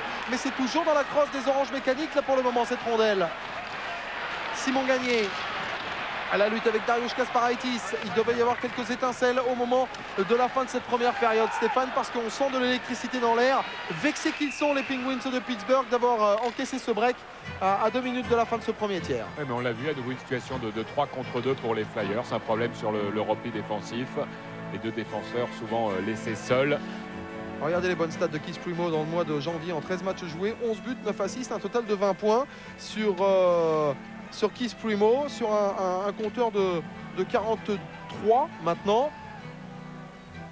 Quasiment 50% sur un mois de récolté. Il trouve sa plénitude dans cette deuxième partie de saison, Keith Primeau, ancien des Hurricanes de Carolina. Marc Recchi, vous le voyez, il est à 8 matchs de son 1000e match joué en NHL. Marc Recchi qui est maintenant à 600 assistances dans la Ligue nationale de hockey. Un milestone de réussi pour le numéro 8 qui la saison dernière avait été perturbé par de sérieux problèmes de genoux. Il a noté que pour le numéro 8, Marc Recchi n'est plus qu'à 3 longueurs des 400 points réussis sous le maillot des Flyers de Philadelphie. Le grand bonhomme de cette première période emmené par tous les Flyers, c'est Keith Primeau, auteur d'un doublé qui permet aux hommes de Bill Barber à la fin de cette première période de mener maintenant 3-1 face à Pittsburgh. Tiens, on va l'écouter justement, Keith Primeau évoquer cette première période. Yeah, we're coming in here. We know what we're up against. We know the challenge that we face. We want to make sure that we come in and play Flyer hockey, and they've had a lot of success, especially with the return of Mario. And we just want to let them know that we're not going to be pushed over. Let's talk about that first goal, because you had a few words with Mario after that. Well, I just drive in the net, and I got a hook on him. I was able to get by him, tuck it in, and he punched me in the face. And he came over and said he didn't mean to afterwards. It doesn't change the fact he still did it. Now the second goal just a couple minutes ago. Yeah, when I'm playing with Racks and Gags, I just try and find a hole and slide in the slot because those guys are so creative with the puck, and I was able to tap that one in again. This is a very physical hockey game, is it not? Old-time hockey for sure, and they've made some changes in the last month or so to make their hockey club bigger, stronger, a little more character, and we recognize what we're facing. Ouais, Keith Primo qui est quand même assez lucide sur cette première période. Alors on va revenir un petit peu sur ce qu'a dit le célèbre numéro 25 des Flyers de Philadelphie. Ils savaient qu'en venant ici à Pittsburgh, alors que dans la série de 5 matchs ils sont menés 2-0, ils avaient un véritable challenge, un véritable défi aussi pour asseoir leur position parmi les 8 premiers de la conférence Est. Pour le moment ça fonctionne bien. En ce qui concerne le premier but, c'est vrai qu'on a vu Keith Primo qui était en petite discussion avec Mario Lemieux sur la conclusion. Oui, il se plaignait d'une charge un petit peu à hauteur du visage et il a eu quelques mots échangés avec Mario Lemieux. En ce qui concerne le deuxième but, Keith Primo qui remercie bien évidemment ses deux acolytes de la première ligne offensive, Marc Recchi et Simon Gagné, qui sont les véritables inspirateurs, dit-il, de toutes les actions offensives des Flyers de Philadelphie. Lui n'a qu'à se contenter dans le slot de venir conclure face à Jean-Sébastien Aubin. Et enfin, dernière question, on a assisté en première période à un match extrêmement physique et la conclusion de Keith Primo, c'est du all-time hockey, c'est-à-dire du hockey de tous les instants. Mais dans la confrontation traditionnelle que l'on pourra appeler entre Pittsburgh et Philadelphie, on ne pouvait pas s'attendre à autre chose. En tout cas, ce dont on est sûr, Stéphane, c'est que le deuxième tiers va être musclé lui aussi, parce qu'on n'est pas sûr que les hommes d'Ivan Linka ne soient pas touchés au moral sur ce qui vient de se passer. Oui, on est tout de même à domicile. On a pris 3 buts dans la première période, c'est énorme. On a fait beaucoup d'erreurs défensives et on a subi également beaucoup de mises en échec. Donc on attend une réaction et essayer de réussir à sortir le palais surtout plus rapidement de la zone défensive. Avec un palais récupéré justement par les Penguins de Pittsburgh dans ce début de seconde période. On va chercher l'accélération, c'est bien fait à la bleue avec la tentative de Jaromir Jagr. C'était passé entre les jambes de Roman Cechmanek. Et derrière, le soutien défensif des Flyers pour venir sauver la situation. Oui, ça repart très vite à nouveau par Primo. Elle est récupérée par Kasparaitis. Mariusz Kasparaitis dans la zone neutre. Énorme boulot fourni là depuis le début de cette rencontre. Accélération un peu vaine de la part de Jaromir Jagr pour chercher à récupérer ce palais. On aura du soutien pour le trouver avec cette remise de Jeff Norton. Et derrière, ça va pouvoir repartir avec Damon Lanko. Oh, il n'a pas vu la présence de Rick Tocchet qui venait lui donner du soutien dans le secteur offensif. Il a pris le choix de lancer. Il est seul face au gardien. Il est vrai qu'il y a le retour il y a le défenseur qui est présent. Ce qui est dommage, c'est qu'il n'ait pas réussi à shooter sur la cible. Janela Okanen vient valider ce dégagement interdit juste devant Rick Tocchet pour permettre à Pittsburgh de trouver un petit peu d'air dès le début de ce deuxième tiers-temps, pressés qu'ils sont par les contre-ravageurs des Flyers de Philadelphie, les Blancs, qui vont se retrouver maintenant en zone offensive. Attention, il faut le numéro 66, Mario Lemieux, pour récupérer ce face-off. Et derrière, il faut allumer sur la cage de Roman Cechmanek, parce qu'on n'a pas énormément de chutes depuis le début de cette rencontre. Non, on n'arrive pas à s'approcher de Cechmanek. On donne des lancers de la ligne bleue d'assez loin. On sort vite de la zone défensive, mais beaucoup de problèmes dans la zone neutre. On perd trop de palais. Et on revoit ce lancer non cadré de Lanko. Damon Lanko. Robert Lang face à lui dans le face-off. Un des seuls joueurs pour l'instant, Robert Lang, qui est en baisse de régime depuis l'arrivée de Mario Lemieux. Janela Okanen à la récupération. On passe derrière la cage de Jean-Sébastien Aubin pour trouver du soutien et pour échapper surtout au pressing offensif imposé par le numéro 92 des Flyers de Philadelphie, en l'occurrence Rick Tocchet. En place au fond, derrière la cage, Dan McGillis qui a du mal à récupérer ce palais. Ça va pouvoir revenir peut-être, et c'est venu heurter le montant de la cage de Roman Cechmanek alors qu'il y avait la bonne présence de Jaromir Jagr. Et à nouveau une situation de 3 contre 2, mais cette fois-ci le bon repli de la part de Pittsburgh. Alexei Kovalev pour remettre la pression du côté de Pittsburgh. Rentrée en zone propre de la part d'Alexei Kovalev avec une superbe transversale. Ouais, derrière, ça va brasser une nouvelle fois avec un Roman Cechmanek allumé par Martin Straka. On se demande s'il n'y a pas eu un petit peu de travaux qui a fait perdre l'équilibre à l'attaquant tchèque des Penguins de Pittsburgh. En tout cas, forcément rien entendu parce qu'ils sont copains tous les deux, Straka, Cechmanek. Ils évoluaient ensemble à Nagano pour le titre olympique. Ouais, c'est involontairement qu'il fait trébucher Cechmanek. Par contre, Cechmanek, lui, volontairement envoyait le palais par-dessus la balustrade. On disait que c'était un super talent au niveau de la rapidité d'exécution, au niveau du patinage. Martin Straka, il a eu l'occasion de nous démontrer l'étendue de son talent en première période. Il y a des bonnes mains, c'est marqué strong hand, et c'est vrai qu'il est poussé. Ouais, par PJ Stock. Oui. C'est PJ Stock qui commet la première erreur sur ce coup-là et qui vient provoquer Martin Straka. Il est en train de se plaindre forcément, numéro 82 de Pittsburgh.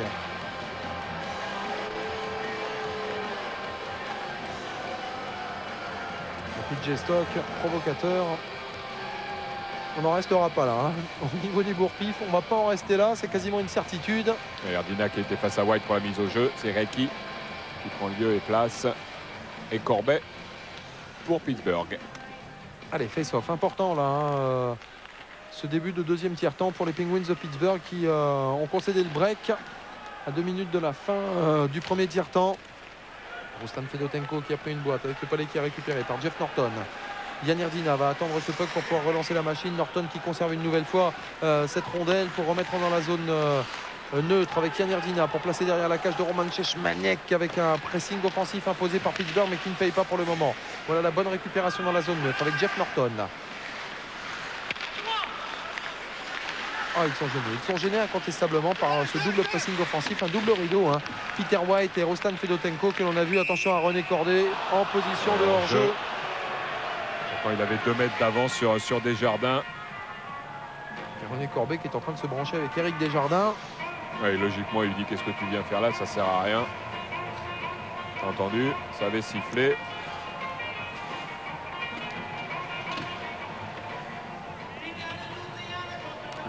Stat un petit peu descendante aussi pour René Cordet. Au mois de novembre, 5 buts en 13 matchs et depuis 3 petits buts en 27 matchs pour le numéro 9 de Pittsburgh. Pour René Cordet donc, qui était en train de se brancher avec son copain du Québec, Éric Desjardins. Ça ne devait pas être triste. Dariusz Kasparaitis. Qui va revenir une nouvelle fois avec Ken Mangarville. Heureusement qu'il y a le bon repli défensif, mais toujours à 3 pour venir récupérer ses palais pour Pittsburgh. Et forcément, au niveau des allers-retours pour les contres, eh bien, on commence à perdre des forces. Straka avec un palais qui va revenir peut-être. Stevens qui a eu du mal. Paul Ranheim à la récupération pour les Flyers de Philadelphie. Bon, attention avec cette petite hésitation coupable. Jody Hull face à Dariusz Kasparaitis. On va pouvoir revenir là dans la défensive de Pittsburgh par l'intermédiaire de son capitaine Jaromir Jagr. Mais ça revient toujours pour les Flyers de Philadelphie avec Paul Ranheim pour trouver du soutien juste derrière. Et derrière ça brasse avec Kevin Stevens dans le dos de Ranheim pour venir faire le ménage le long de la bande. Une passe difficile pour Moran à récupérer qui venait de Kasparaitis. Aubin qui laisse à nouveau pour Kasparaitis. Et toujours ces récupérations à la ligne bleue. Dariusz Kasparaitis face à Keith Primeau alors qu'il y avait pour quelques centimètres une position de hors-jeu des Flyers de Philadelphie. Ça s'est joué quand même de manière extrêmement juste, Stéphane. Oui, il y en a un qui avait qu'une idée en tête, en l'occurrence Kasparaitis, c'était d'allumer Primeau à la ligne bleue. Il ne s'occupait absolument pas du palais. On va certainement pas en rester là sur les bagarres dans ce match. Alors que on a vu Roman Cechmanek. 108 minutes de pénalité contre les Flyers de Philadelphie. C'est un record bien évidemment pour Dariusz Kasparaitis qui a 2-3 comptes à régler avec cette équipe-là. Et ça s'est joué vraiment à 10 cm. Et derrière la boîte, il faut avoir le moral pour venir mettre une boîte comme celle-là sur Keith Primeau. C'est pas le plus petit gabarit de la NHL, loin de là. Il avait un peu la tête dans le guidon. Primeau, il avait la tête au bon moment. Il en prend une autre de la part de Bob Brofner de l'autre côté avec cette erreur de Kasparaitis qui a remis ce palais dans la crosse de Marc Recchi. Oh, attention à 16 minutes et 17 secondes de la fin de cette deuxième période. Michal Sikora. Et le coup de sifflet de Stephen Walcom pour venir mettre un terme à cette action. Que s'est-il passé? À moins qu'il y ait 2 minutes de pénalité contre Recchi pour la charge qu'il a donnée en zone offensive. Là, c'est Stephen Walcom effectivement qui est intervenu. Non, c'est Yannick Lokanen. L'explication était entre Lokanen et Recchi et c'est Lokanen qui prend 2 minutes. Et une nouvelle situation d'infériorité numérique pour les Penguins de Pittsburgh qui n'ont pas encaissé de but dans cette configuration-là. En revanche, ils ont encaissé un but alors qu'ils étaient en supériorité numérique par l'intermédiaire de Jody Hull. Et le but qui avait permis à Philadelphie de prendre l'avantage 2-1 dans la première période.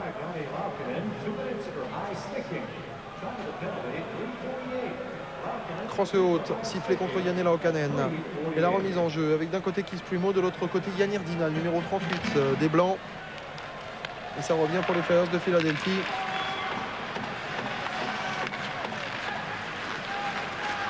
Deux shoots donnés seulement par les Flyers de Philadelphie. En supériorité numérique, c'est quand même pas beaucoup. Un 0 sur 2 annoncé. Cechmanek laisse tranquillement ce palais, on va venir se positionner. Dan McGillis. Il travaille dans la zone neutre maintenant avec l'accélération de la part de Simon Gagné. Oh, quel relais! La frappe de Keith Primeau qui dévisse un petit peu pour faire passer sur la droite de la cage de Jean-Sébastien Aubin. Mais c'était lumineux une nouvelle fois cette action menée à la base par Simon Gagné. C'est pas terminé avec Éric Desjardins. L'accélération, la frappe d'Éric Desjardins. Et le petit rebond laissé par Jean-Sébastien Aubin. Mais Ne pouvait pas en être autrement, hein. Ouais, Alexei Kovalev.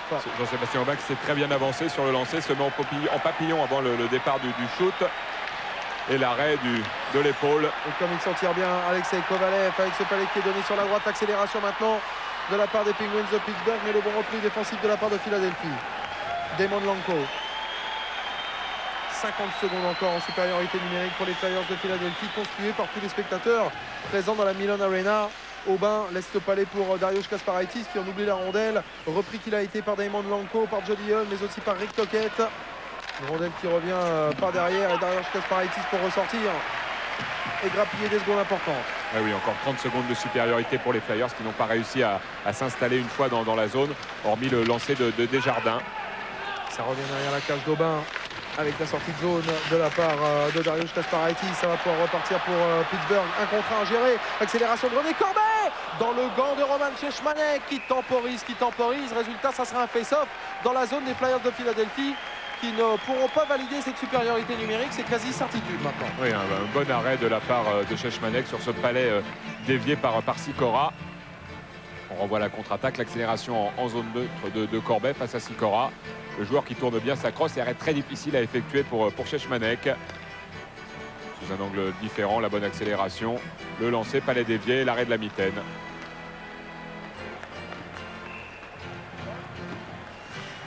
Cechmanek à l'extérieur, 9 victoires, 3 défaites, 2 matchs nuls, 2,02 de la moyenne de buts encaissés, 91,6% au niveau des sauvetages. Stat particulièrement intéressante pour ce gardien qui, dans les statistiques de la NHL pour le moment, est 5e. Mario Lemieux cherchait la petite déviation de Jaromir Jagr qui est à la lutte avec Luke Richardson. Jagr face à 2 défenseurs, Peter White, l'intelligence de jeu pour remettre directement sur Mark Recchi. Attention, ça c'est dangereux avec Jaromir Jagr à la récupération. 2 minutes de pénalité contre Recchi. Il n'a pas fallu trop le pousser, Jaromir Jagr sur ce coup-là. En tout cas, ils sont une nouvelle fois sanctionnés, les Flyers de Philadelphie, alors qu'ils étaient en position de force. Et on s'énerve forcément derrière. Ah oui, des explications. On est venu protéger le capitaine et propriétaire de l'équipe, plus exactement, et non capitaine de Pittsburgh. PJ Stock qui était dans ce mauvais coup. Les 2 minutes de pénalité seront pour Recchi.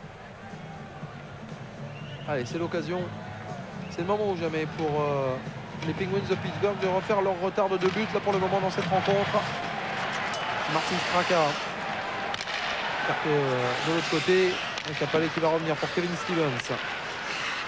Straka qui est un peu court. En revanche, tout va bien pour Mario Lemieux qui va temporiser quelque peu, mettre en place le jeu de puissance des Penguins de Pittsburgh avec cette super transversale, la frappe et l'arrêt non moins tranquille de la part de Roman Cechmanek qui s'impose une deuxième fois de la crosse et Peter White pour dégager directement sur Martin Straka. Il faut trouver une solution de l'autre côté. Voilà qui est fait avec ce palais qui va pouvoir revenir une nouvelle fois avec Jaromir Jagr qui temporise, le capitaine de Pittsburgh qui cherche une solution. Il y a Straka, il y a Mario Lemieux qui vient se positionner au deuxième poteau avant de pouvoir plonger. La frappe de Jaromir Jagr qui va pouvoir reprendre ce palais une nouvelle fois. Bon positionnement défensif de la part des Flyers de Philadelphie. Attention à la technique de Jaromir Jagr qui s'enflamme un tout petit peu. Kevin Stevens qui va venir protéger pour récupérer ce palais. Ça va pouvoir revenir une nouvelle fois avec Mario Lemieux. Mario Lemieux qui va venir temporiser une minute encore à 5 contre 4. Cechmanek qui n'a plus de crosse. Ouais, on lui a passé une crosse là de la part d'un coéquipier. Et cette frappe de Kevin Stevens qui passe juste à côté de la cage des Flyers de Philadelphie. C'est fort à la mot pour le moment. Devant la cage de Roman Cechmanek qui s'empare de ce palais alors qu'il n'a plus de crosse. Ouais, c'est presque une double supériorité, en tout cas jusqu'à ce que Cechmanek récupère la crosse de Chris Therrien. Et le bon travail de Cechmanek, il connaît très bien Jagr qui a tenté à 2 reprises de lancer entre ses jambières.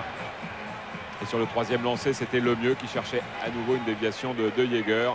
Et moi qu'on peut se dire, Stéphane, c'est que le numéro 25 des Penguins de Pittsburgh, à savoir Kevin Stevens, il est particulièrement motivé de retrouver son ancienne équipe. Oui, il fait un énorme travail. Il emmène 2 joueurs avec lui dans le coin. Le palais est récupéré par Lemieux qui perd un peu pied. Il réussit à se relever rapidement. Il attend, temporise en haut du cercle d'engagement. Et voilà, Therrien qui donne sa crosse à Cechmanek.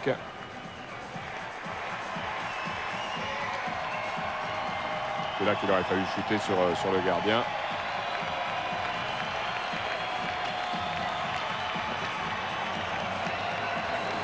Roman Cechmanek, 33e match de la saison au compteur, 18 victoires, 7 défaites, 4 matchs nuls.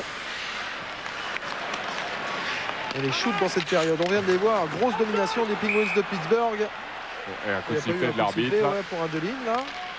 Non, manifestement c'était un spectateur. Avec la bonne remise une nouvelle fois Paul Ranheim avec Damon Lanko qui ne s'impose pas face à Aubin.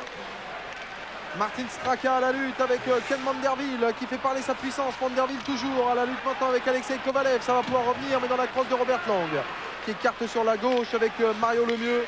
Immédiatement renverse le jeu de l'autre côté. Lemieux qui va pouvoir récupérer ce palais pour venir créer l'offensive. Encore 7 secondes de supériorité numérique. Et Šešmanek qui s'impose face à l'accélération de Krzysztof Oliwa. Robert Lang et le retour sur la glace. On est à 5 contre 5 avec Alexei Kovalev. Ce palais qui va pouvoir revenir. La frappe du revers. Et Krzysztof Oliwa qui ne récupère pas derrière la cage de Šešmanek. Ouais, c'était dangereux le jeu de Kovalev. Dernier homme porteur du palais. Eric Desjardins. Un palais qui est subtilisé juste devant Keith Primo par l'intermédiaire de Marc Bergevin. Yann Erdina qui est à la lutte. Christérien remet juste derrière avec Marc Recchi, pardon, avec Eric Desjardins. Bergevin. Beaucoup d'espace entre les lignes. Beaucoup d'espace qui permet une récupération beaucoup plus tranquille de la part des Penguins de Pittsburgh. Alors que l'on a vu sur les 2 minutes de supériorité numérique, 1 minute 16 passée en zone offensive et 4 shoots donnés sur Šešmanek par l'intermédiaire des hommes d'Ivan Linka. Mais derrière, ils sont mis en difficulté avec le but. Oh, comme c'est bien fait avec cette accélération côté gauche et derrière la conclusion. La conclusion de Marc Recchi. Stéphane, une nouvelle fois, cette première ligne offensive a fait mal. 4 buts à 1 pour les Flyers de Philadelphie et Marc Recchi, après avoir eu 2 assists au compteur sur les buts de Keith Primo, et bien cette fois-ci il est à la conclusion.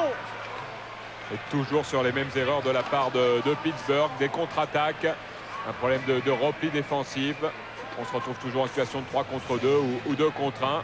La passe de Primo pour gagner, l'accélération, la bonne passe et le palais dévié juste au-dessus avant que Aubin puisse s'en saisir d'une main et du revers.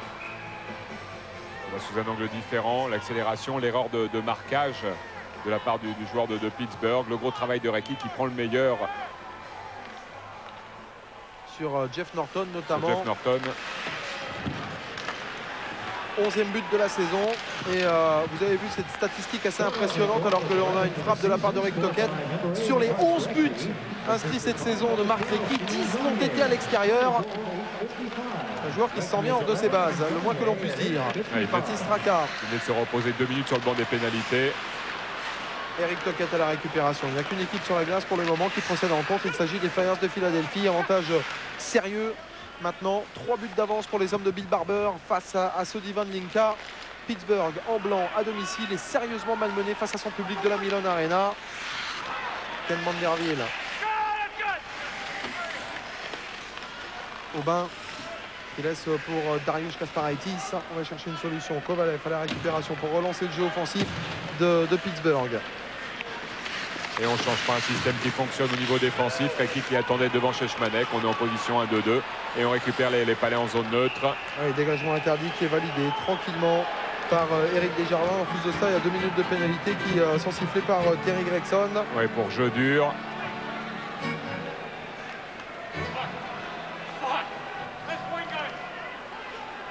C'est Alexei Kovalev manifestement qui est sanctionné sur ce coup-là.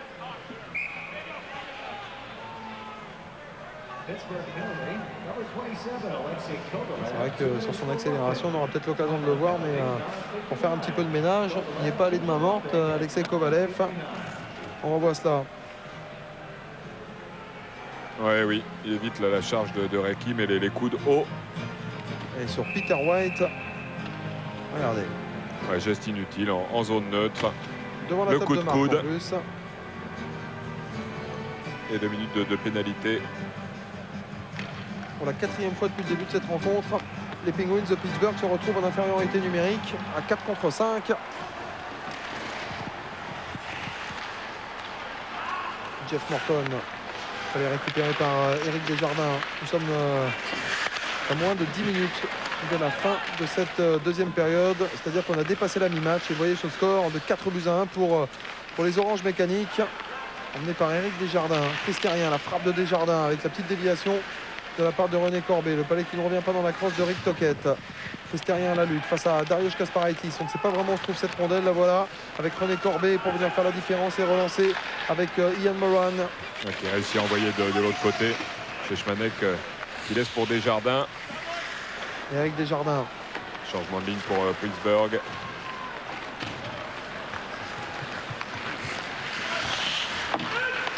Le problème de contrôle pour Desjardins. On les sent perturbés, hein. C'est incontestable. Les Penguins de Pittsburgh. Alors qu'ils avaient parfaitement bien abordé cette rencontre. En ouvrant le score par l'intermédiaire... en égalisant notamment par l'intermédiaire de Mario Lemieux. Après avoir concédé l'ouverture du score, par un bon petit coup de patte de Keith Primeau. Oui, l'égalisation de Lemieux en supériorité numérique. Et alors que le premier but de Keith Primeau, on pensait qu'il avait été marqué un petit peu contre le cours du jeu. Finalement, ce n'était pas du tout le cas.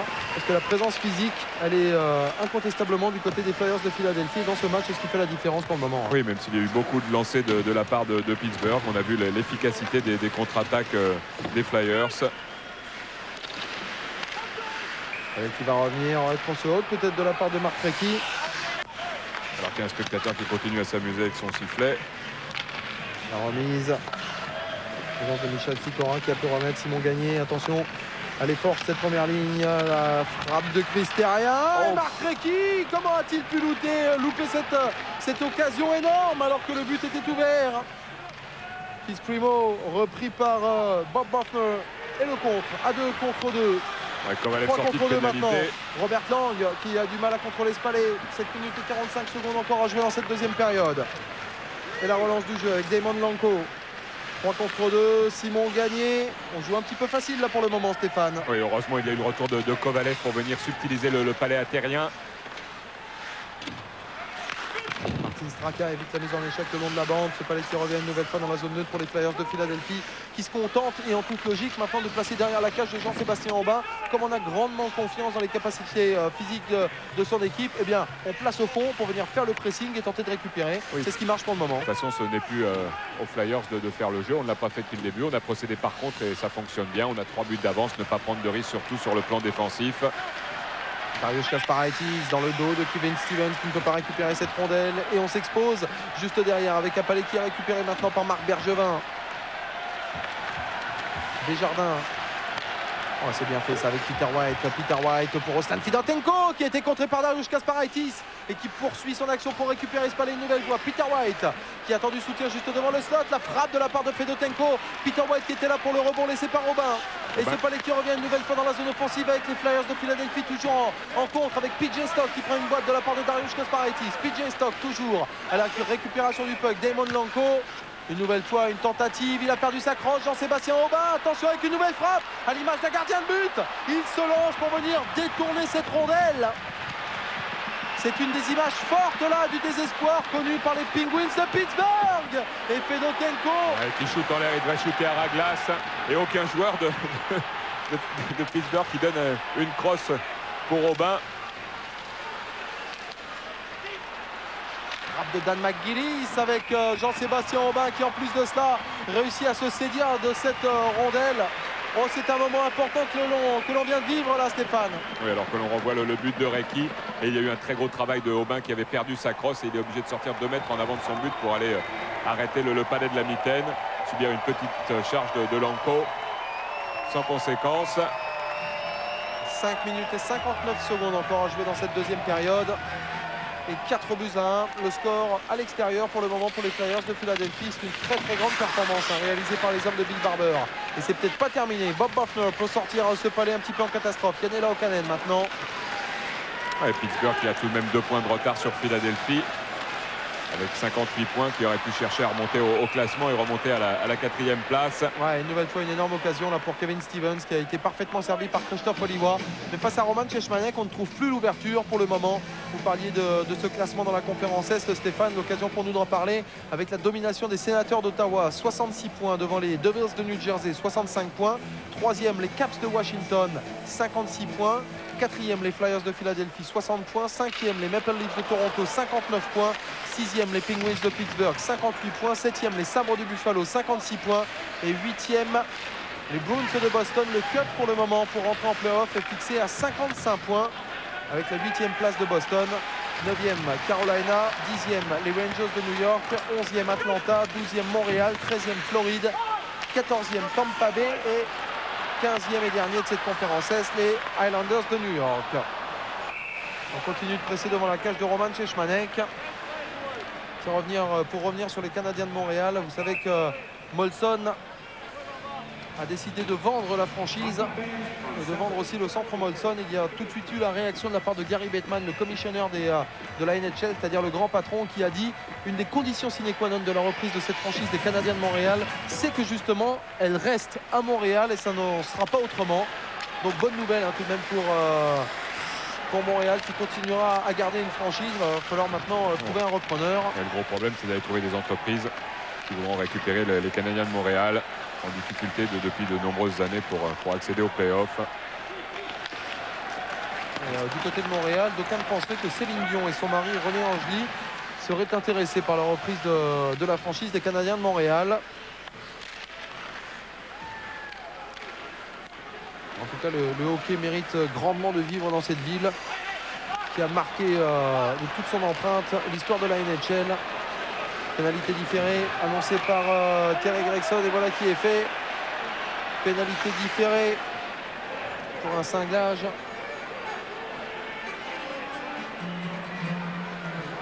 Fait marquant de cette rencontre pour le moment. Gagné Primo Recchi, 3 buts, 5 assists, un total de 8 points pour la première ligne offensive des Flyers. Le mieux, 48e but inscrit face aux Flyers de Philadelphie.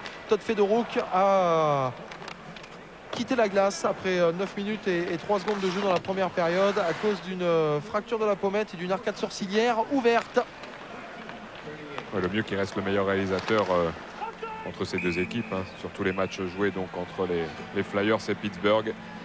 Et Keith Primo qui réussit plutôt bien dans cette saison face aux Penguins de Pittsburgh parce qu'il a déjà réussi un doublé pour le moment et qu'il avait déjà marqué un but à l'occasion du premier match perdu par Philadelphie sur cette même glace, 5-2. Oui, donc Mario Lemieux, c'est son 60e match en fait contre cette équipe de Philadelphie. 48 buts, 57 assists, un total de 105 points.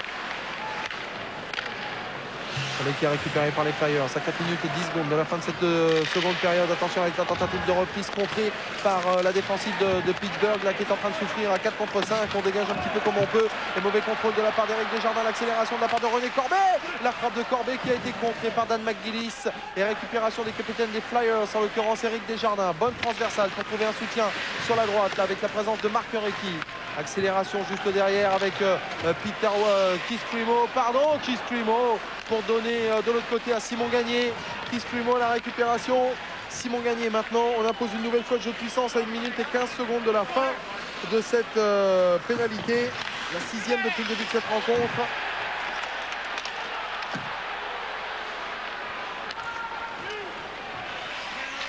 Gagnardina pour la tentative contrée. Éric Desjardins pressé par Jaromir Jagr et ça revient une nouvelle fois pour Philadelphie qui va pouvoir accélérer avec Marc Recchi. On écarte sur la gauche. Bon, c'est bien fait avec Ruslan Fedotenko. Le contre-travail défensif de Bergevin. Mais aussi celui de la part de Mario Lemieux, qui va pouvoir récupérer ce palais et donner à Jaromir Jagr. 2 contre 2 à négocier. Jagr qui a cherché la passe du revers. Et ça repart avec Damon Lanko, Dan McGillis qui écarte sur la gauche. Oh, c'est Damon Lanko! Un sauvetage miraculeux de Jean-Sébastien Aubin, un sauvetage de la crosse, palais récupéré par Rick Tocchet, c'est pas terminé. Avec le palais qui va pouvoir revenir une nouvelle fois. Michel Sikora qui écarte sur la droite. Damon Lanko, Dan McGillis, Michel Sikora pour la frappe et le but tranquille de Marc Recchi sur un rebond laissé par Jean-Sébastien Aubin. C'est la balade des gens heureux, Stéphane. 5-1 pour les Flyers de Philadelphie. Il y a eu un nouveau lancé parti de la ligne bleue, dévié et qui finit sa course juste dans la crosse de Recchi. Et cette fois-ci, il ne rate pas la cage vide. Marc Recchi qui marque là son 12e but et qui donne un avantage maintenant de 4 buts pour Philadelphie qui mène 5-1. On revoit ce palais que l'on réussit à garder en zone offensive. La fin de lancer, le lancer de Sikora, le palais un petit peu dévié. On voit sous la caméra placée derrière le but de Aubin. Ça vient toucher le dos. Il n'est pas chanceux du tout sur cette action, Aubin. Ça tape le dos de son défenseur avant que le palais termine pile dans la palette de Recchi qui n'a plus qu'à pousser ce même palais dans le but de Aubin. Et on parlait en début de programme des problèmes défensifs connus notamment dans la première partie de saison sur les 30 premiers matchs de la part des Penguins de Pittsburgh où il y avait 154 buts encaissés. Ça en fait 159 maintenant depuis le début de la saison régulière. Ça commence à faire beaucoup trop en tout cas pour cette équipe qui va devoir trouver certains ajustements en vue des playoffs si elle parvient à ce stade de la compétition.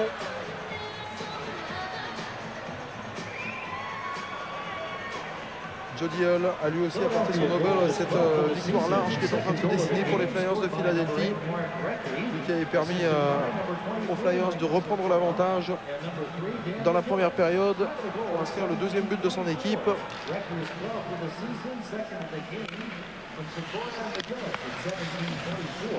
Les buts marqués en supériorité numérique par les Flyers de Philadelphie. Ouais, 2 buts dans cette période, 2 buts réussis par Recchi. Et 2 doublés pour l'instant donc pour Philadelphie. Un de Primo dans la première période et celui de Recchi maintenant dans la deuxième. Et bien sûr toujours beaucoup de tension et de frustration pour les joueurs de Pittsburgh. Et à nouveau une pénalité cette fois-ci contre Straka.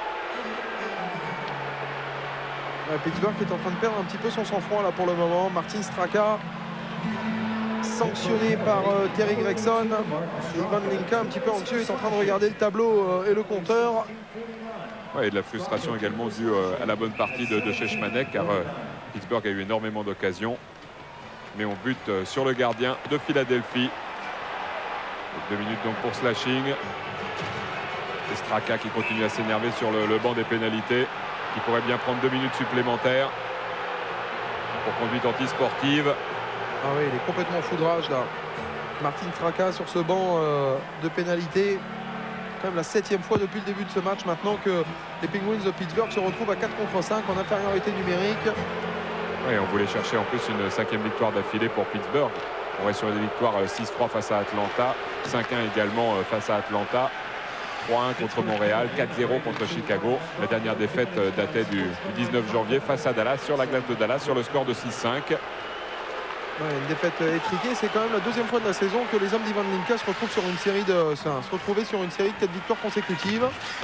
Ça fait bien longtemps qu'ils n'avaient pas connu ça, mais là ils sont en train de concéder une cinglante défaite à domicile face à leur public de la Milan Arena. Est-ce que ça va faire du bien aux Flyers de Philadelphie qui eux restaient sur une défaite 4-2 sur la glace des Capitals de Washington? Après avoir eu eux aussi une série de 4 victoires.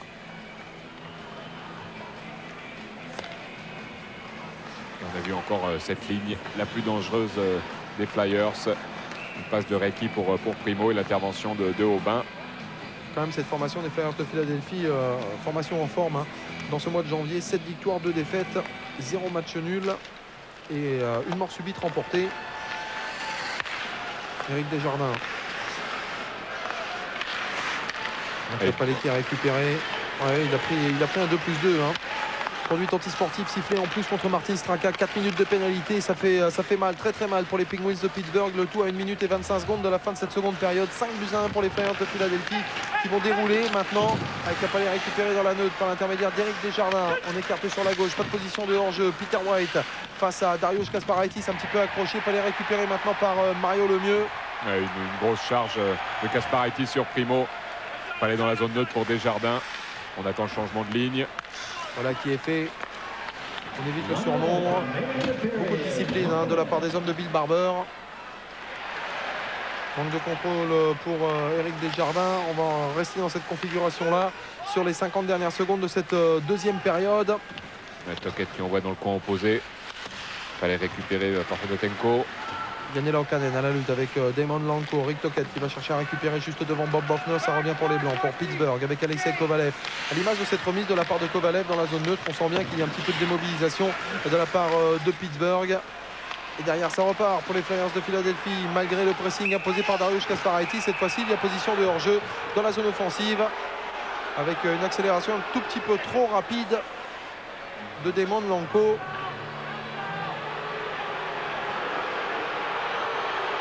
Et 2 minutes de pénalité supplémentaire annoncée pour une crosse haute manifestement de la part de Bob Boffer. Et là c'est une Bérésina qui est en train de se dessiner parce que c'est un 5 contre 3 là qu'on va devoir négocier. En voyant ce qui s'est passé, Lanko. il y a une crosse haute au départ. Ouais, de la part de Ruslan Fedotenko. Hein. Ouais, Ça paraît quand même un petit peu bizarre. sur Bob Mosner.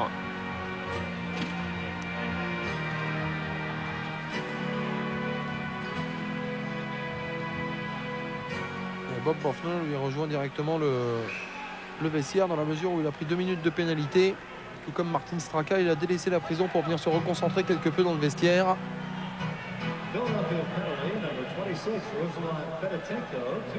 Et 2 minutes également pour Ruslan Fedotenko, donc on continuera à évoluer à 5 contre 4. Dans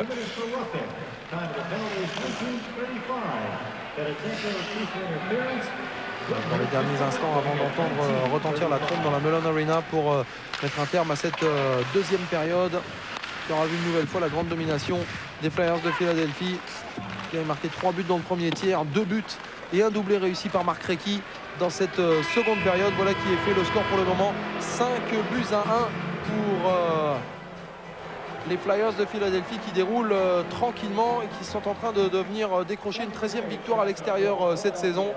Et par la même occasion, Pittsburgh est en train de concéder sa 12e défaite à domicile. Allez, c'est la pause, l'occasion pour nous de voir la bande-annonce du All-Star à suivre sur Canal. Ça sera dimanche, regardez.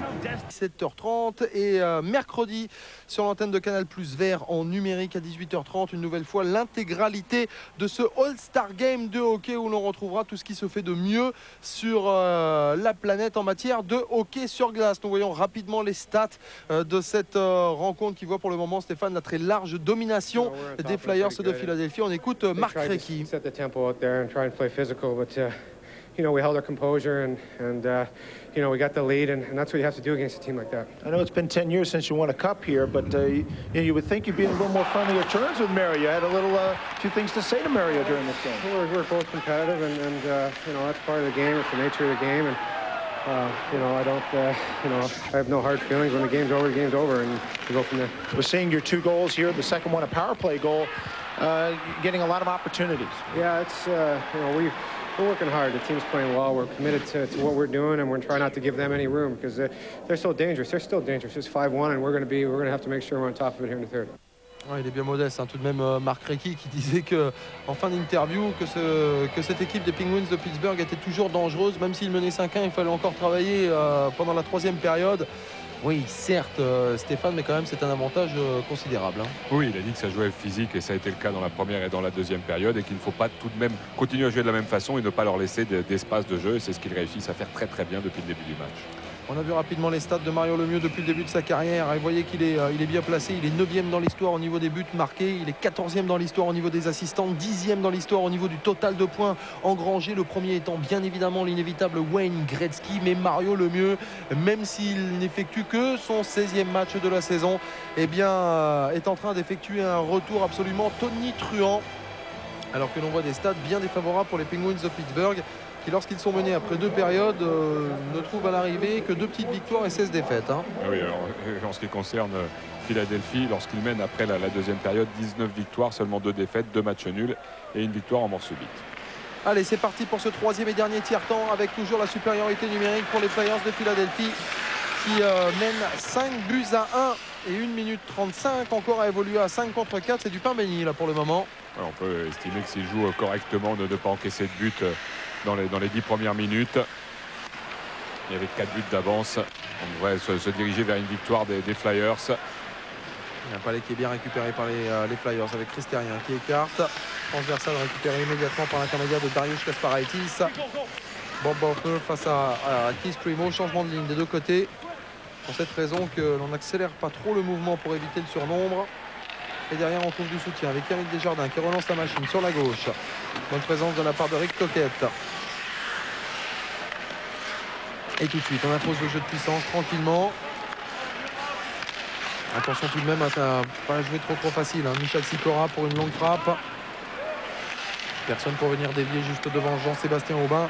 Et Michal Sikora qui va pouvoir récupérer ce palais servi qu'il a été par Roman Cechmanek. 35 secondes encore à tenir à 4 contre 5 pour les Penguins de Pittsburgh. Ça fait long, hein, ça fait très long parce qu'il y avait 4 minutes de distribué contre Martin Straka, 2 minutes de distribué contre Bob Hoffner. C'est quand même une accumulation assez importante là depuis le début de cette rencontre de pénalités encaissées dans ce match. Oui, on joue beaucoup trop souvent en infériorité numérique, ce qui fatigue l'équipe et qui limite le nombre d'occasions de pouvoir inquiéter Šešmanek. Toujours les mêmes problèmes dans la zone neutre. Beaucoup de duels ressortent à l'avantage des Flyers. Michel Sikora rentrée propre, mais bon regroupement défensif de la part de Pittsburgh. On se contente bien évidemment dans ce cas de figure à 4 contre 5 de balancer. Au fond et fin de pénalité. Le retour sur la glace de la part de Bob Bofner. On est revenu à 5 contre 5. Enfin, peut-être le moment pour les Penguins de Pittsburgh d'oublier ce qui s'est passé précédemment et de débuter un nouveau match dans cette troisième période. Ouais, éviter d'encaisser surtout un 6e but. Essayer d'aller inquiéter beaucoup plus le gardien de Philadelphie. Plus de discipline. Éviter les pénalités également dans la dernière période. Sortie délicate en zone défensive de la part d'Ian Moran qui cherche en plus en profondeur Christophe Oliwa, repris immédiatement par les Flyers de Philadelphie dans la zone neutre. Allez, on va chercher à temporiser quelque peu Ian Moran. Il avait du soutien à ses côtés en la présence de Mario Lemieux. Il a préféré placer au fond Dan McGillis, pardon. Et à l'image de quasiment toutes les équipes qui sont en difficulté, Stéphane, eh bien, on porte plus le jeu sur du physique. On se contente beaucoup trop souvent de balancer au fond derrière la cage de Roman Šešmanek pour chercher des récupérations. Mais là aussi, c'est tranquille pour la défensive des Flyers de Philadelphie parce qu'on a beaucoup plus de latitude pour lire le jeu. Oui, et puis on est positionné là à 4 à la ligne bleue, donc peu de chance pour Pittsburgh d'entrer en possession du palais en zone offensive. Et toujours cette très bonne contre-attaque. Par contre, on se retrouve rapidement dans la zone de Jean-Sébastien Aubin.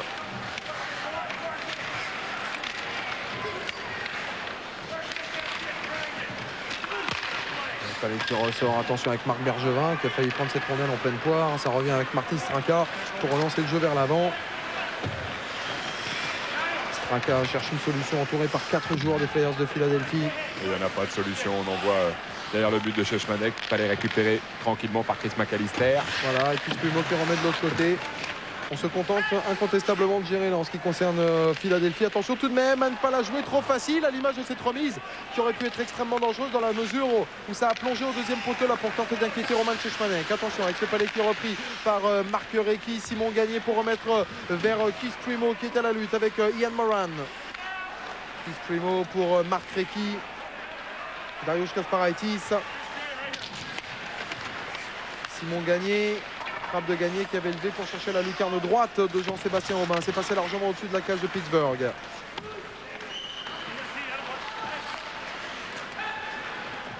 Il fallait directement sur Šešmanek. Tranquille, Šešmanek malgré le pressing de Mathieu Barnaby, Ken Manderville pour venir soutenir sa défense. Et les Flyers de Philadelphie qui vont pouvoir récupérer ce palais une nouvelle fois par l'intermédiaire de Paul Ranheim. Chris Terrien. On écarte sur la droite.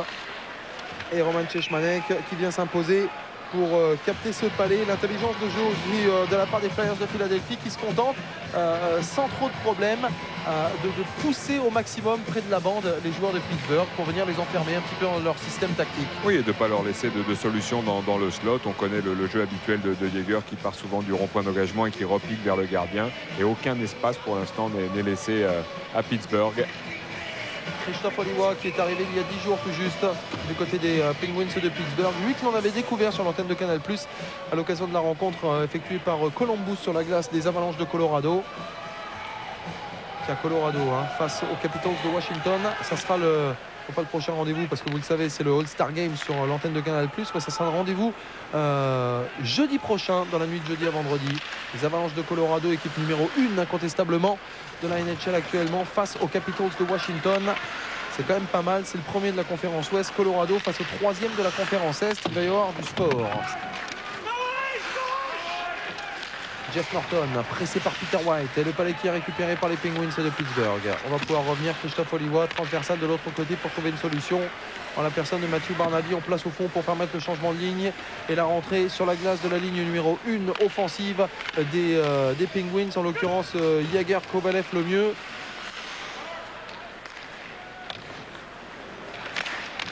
Non, ça sera plutôt Kovalev, Langstraka. Patienter un petit peu pour voir le retour sur la glace de Lemieux et de Jäger qui d'ores et déjà, Stéphane, sont en phase de repos en vue du All-Star Game. Ivan Linka est d'ores et déjà en train de ménager ses troupes pour la suite de la saison régulière. Oui, de toute façon, il n'y a plus grand-chose à faire dans ce match. Un petit peu plus de 14 minutes de jeu. On va faire tourner le reste de l'effectif. Robert Lang, Kovalev, pressé par Luke Richardson. Et Richardson qui a le dernier mot avec un petit puck checking pour permettre la récupération des Flyers de Philadelphie avec ce palais qui revient dans la crosse de Bob Bofner. Alexei Kovalev et Pittsburgh qui cherche à revenir dans la zone offensive maintenant. Kovalev pour faire 1, 2, 3 fois le numéro et Roman Cishmanek qui s'impose face à cette reprise de Yann Erdina complètement seul au deuxième poteau sur un superbe boulot initial mené par Alexei Kovalev. Et voilà la raison, une des raisons pour lesquelles les Flyers continuent à mener et mènent dans ce match. C'est la très bonne partie de Cishmanek, à nouveau important pour le gardien. Et derrière, bonne protection, 2 minutes de pénalité annoncée par Stephen Walcom.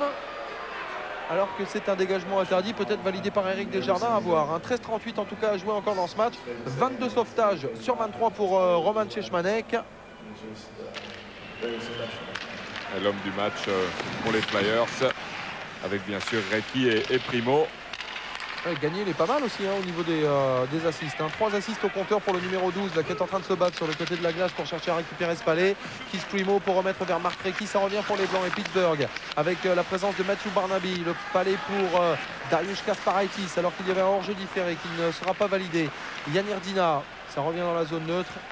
Et maintenant on se contente à 2 le pressing offensif des Flyers de Philadelphie pour carrément faire un bloc compact.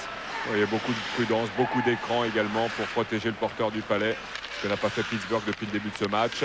Yann Moran qui est écarté sur la droite avec Keith Primo à la lutte avec René Corbet.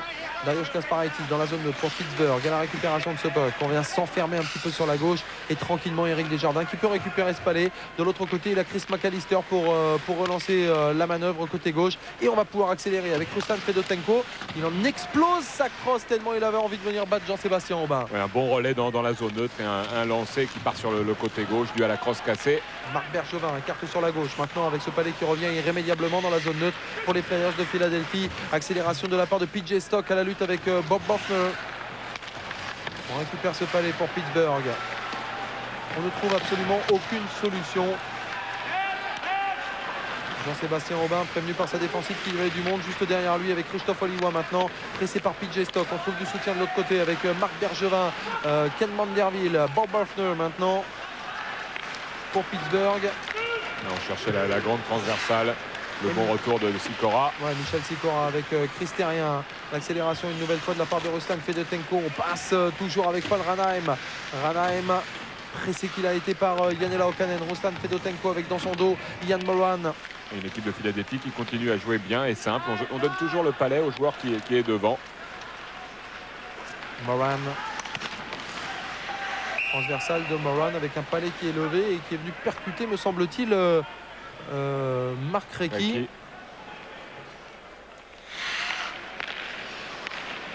Luke Richardson directement sur Bob Bofner à 11 minutes et 25 secondes de la fin de cette rencontre. Luke Richardson, pressing à 2 et ça c'est vraiment le signe d'une équipe en confiance parce qu'on déroule bien, on trouve tout le monde. Pas de panique dans la défensive pour venir sortir ce palais. Toujours l'intelligence d'écarter le long des bandes.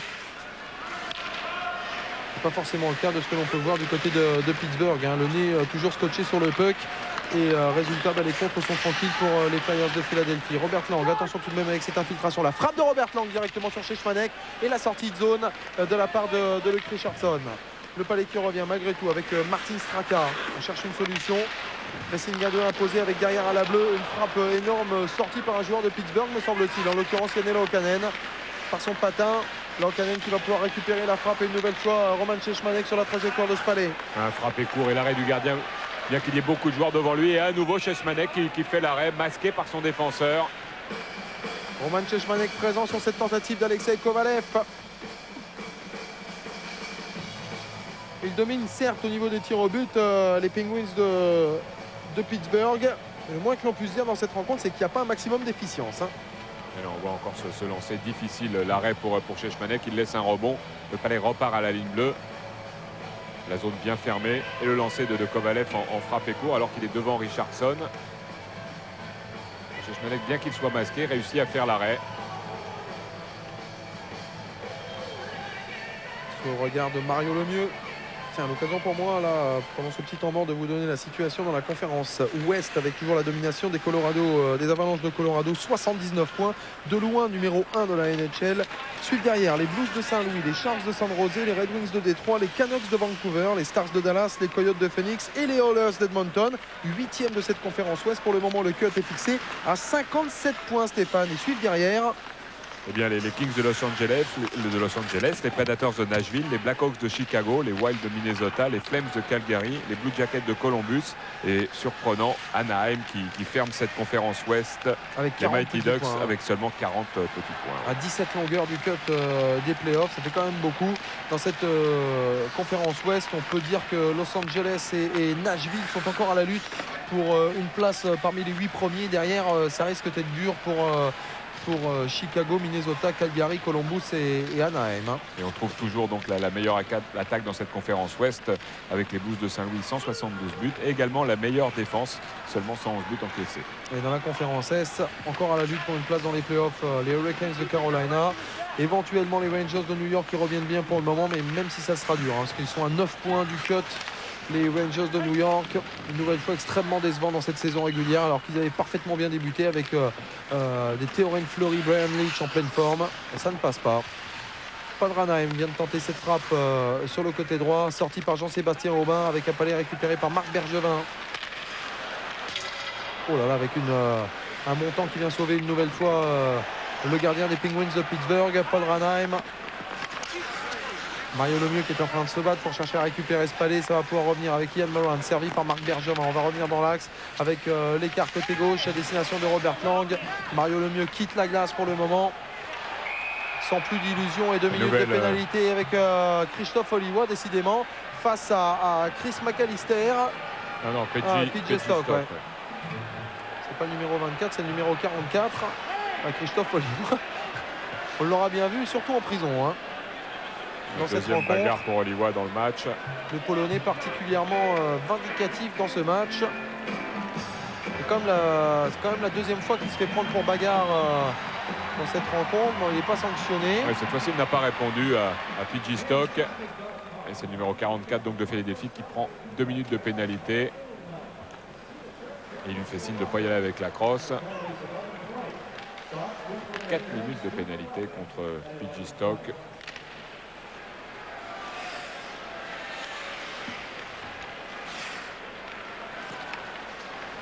1 sur 3 en supériorité numérique, les Stats de Pittsburgh. 1 sur 3, c'était à l'occasion du seul but marqué dans cette rencontre pour le moment par l'intermédiaire de Mario Lemieux. 4 minutes, hein, ça sera peut-être l'occasion pour les hommes d'Ivan Linka de venir réduire l'écart pour partir avec la tête un tout petit peu plus haute de cette rencontre. Parce que je vous rappelle que les Blancs évoluent face à leur public et qu'ils prennent pour le moment une sacrée déculottée. 5-1 pour les Flyers de Philadelphie, de Chris Terrien, d'Éric Desjardins et Bill Barber, l'entraîneur que l'on voit ici à l'écran. Lui peut-être pour le moment particulièrement satisfait parce qu'il y a des hommes, il y a des blessés qui manquent cruellement à cette formation des Flyers de Philadelphie. On pense notamment au fameux numéro 10, John Leclerc, qui dans le secteur offensif manque. Hein. Oui, c'était le joueur le plus efficace la saison passée. Il avait fait un bon début de saison également. C'est vrai qu'on sait réagir, oui. Il est victime d'une hernie discale, Stéphane. Et comme vous l'avez noté en début de programme, il a manqué déjà 23 matchs, les 23 derniers matchs. Et on ne sait surtout pas quand est-ce qu'il pourra revenir. Alexei Kovalev, de l'autre côté, on fait tourner ce palais. Attention avec le contrôle un peu délicat. Kevin Stevens qui aura du mal à récupérer. Derrière, tranquillement, on peut dégager pour la défensive des Flyers de Philadelphie. Philadelphie en infériorité numérique à 4 contre 5. La bonne accélération. On écarte sur la gauche avec Jaromir Jagr qui n'a pas pu récupérer. Ça repart en 1 contre 1 maintenant. 1 contre 1. Attention, il y a déjà eu un but de marqué en infériorité numérique par cet homme, justement le numéro 11. Jody Hull qui avait trouvé l'ouverture pour la deuxième fois pour son équipe. C'était en premier tiers. Comme on a failli se faire surprendre une nouvelle fois. Allez, qui va revenir peut-être pour Mario Lemieux, non, qui va pas pouvoir récupérer cette rondelle. Symptomatique des problèmes défensifs connus par cette formation de Pittsburgh depuis le début de ce match. On ne se répétera jamais assez, hein, oui. Mais c'est quand même assez incroyable. Ouais, trop de palais perdus, même dans la zone défensive, alors qu'on est en possession du palais et en supériorité numérique. Et c'est le problème de repli toujours. Kovalev avec Cardina. Alexei Kovalev cherche une solution. Il n'y a absolument aucune mobilité, même si l'on est en supériorité numérique. On n'impose pas du tout le jeu de puissance. Regardez, ils sont 3 juste devant Roman Cechmanek. Derrière, une petite frappe avec le rebond laissé par le gardien des Flyers de Philadelphie. Mais aucun mouvement, Stéphane. On était arrêté dans la zone. On a des solutions du côté gauche. On attend un petit peu trop longtemps. Bon, c'est vrai qu'on est mené 5-1, mais il y a un moyen de réduire le score. Il y avait une double pénalité. Il reste encore 1 minute et 48 secondes chez Cechmanek. Bon écran défensif de la part du gardien des Flyers de Philadelphie pour venir protéger cette rondelle et gagner encore une fois du temps sur le long dégagement derrière la cage de Jean-Sébastien Aubin. Pour ceux qui ne nous suivraient pas toutes les semaines, je rappelle que lorsque l'on est en infériorité numérique, il n'y a pas de dégagement interdit lorsque l'on dégage comme ça. Ça traverse toute la glace et que ça vient se loger derrière la cage adverse. René Corbet. Palais qui va revenir une nouvelle fois avec cette rondelle qui passe devant le slot de Roman Cechmanek. Personne pour venir conclure. Tentative de déviation là de la part de Kevin Stevens qui ne s'impose pas. Cechmanek une nouvelle fois avait bien bouché l'angle en réalisant un quasi grand écart. Aubin. Dernière minute de supériorité. Et le bon repli défensif de Keith Primo. Une nouvelle accélération, Martin Straka pour remettre juste derrière Yann Laukkanen pour faire vivre encore ce palais dans la zone offensive avec la récupération d'Alexei Kovalev. Ça revient de l'autre côté à la ligne bleue. Yann Laukkanen, pressing intensif, important de la part de Keith Primo. Et ça reste toujours pour les Blancs, cette rondelle avec Kovalev pour remettre de l'autre côté. On n'y est absolument plus pour le moment. Ouais, même un joueur de la classe de Mario Lemieux ne réussit pas à contrôler ce palais. Ouais, Kovalev qui a fait une grande passe pour Lemieux, qui a eu du mal à contrôler le palais. Kovalev à nouveau pour un lancer détourné par le retour de Richardson. Et Jäger ne remonte plus sur la glace, même sur les supériorités numériques. Robert Lang qui était venu au pressing dans la zone neutre. Il reste 10 secondes de supériorité numérique, mais c'est récupéré par Peter White. Oh, attention avec Dan McGillis qui était venu s'infiltrer, mais il n'avait pas le geste du buteur. Oui, Hans Johnson fait un bon retour pour empêcher le joueur des Flyers de donner un lancer. Retour à 5 contre 5. Et le coup de sifflet de la part de l'arbitre. Pour un hors-jeu, c'était Yann Irdina, le porteur du palais.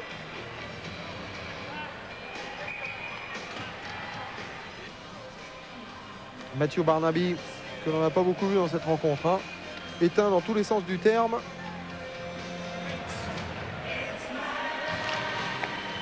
Le moins de points positifs en ce qui concerne les Penguins de Pittsburgh, c'est qu'il n'aura pas pris une seule minute de pénalité dans cette rencontre. Ses partenaires s'en seront chargés pour lui.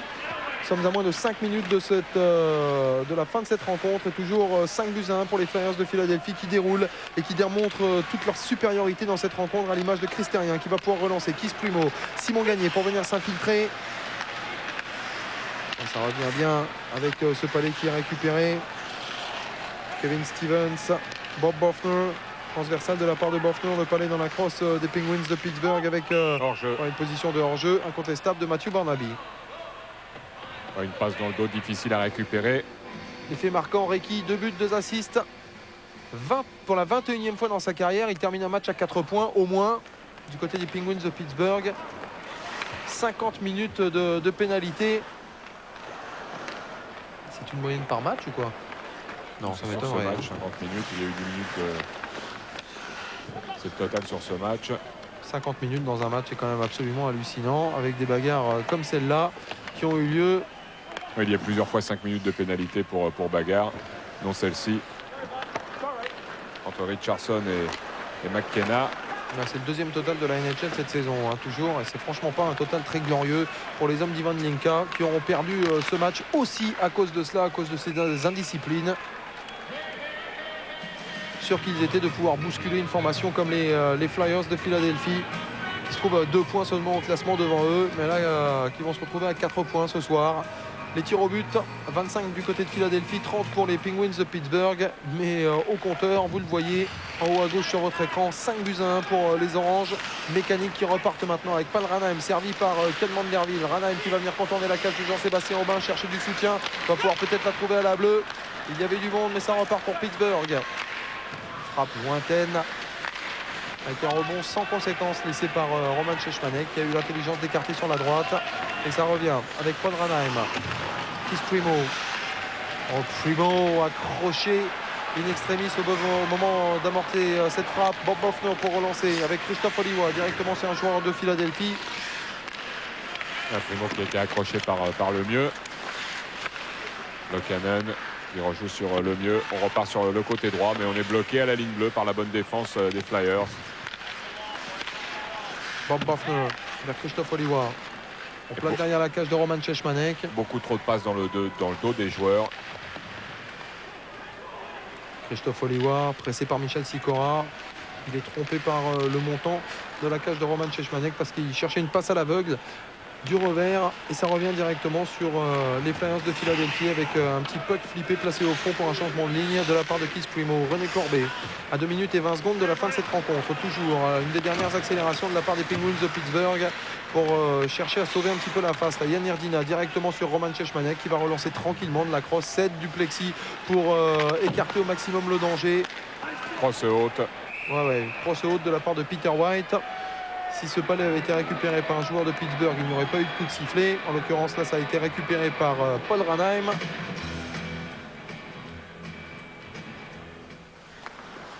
Le point et le fait majeur dans cette rencontre, c'est ce but marqué en infériorité numérique par l'intermédiaire de Joe Deal. Nous étions dans le premier tiers-temps pour permettre à Philadelphie de mener 2-1. Ouais, également la grosse mise en échec prise par Yeager le long de la balustrade.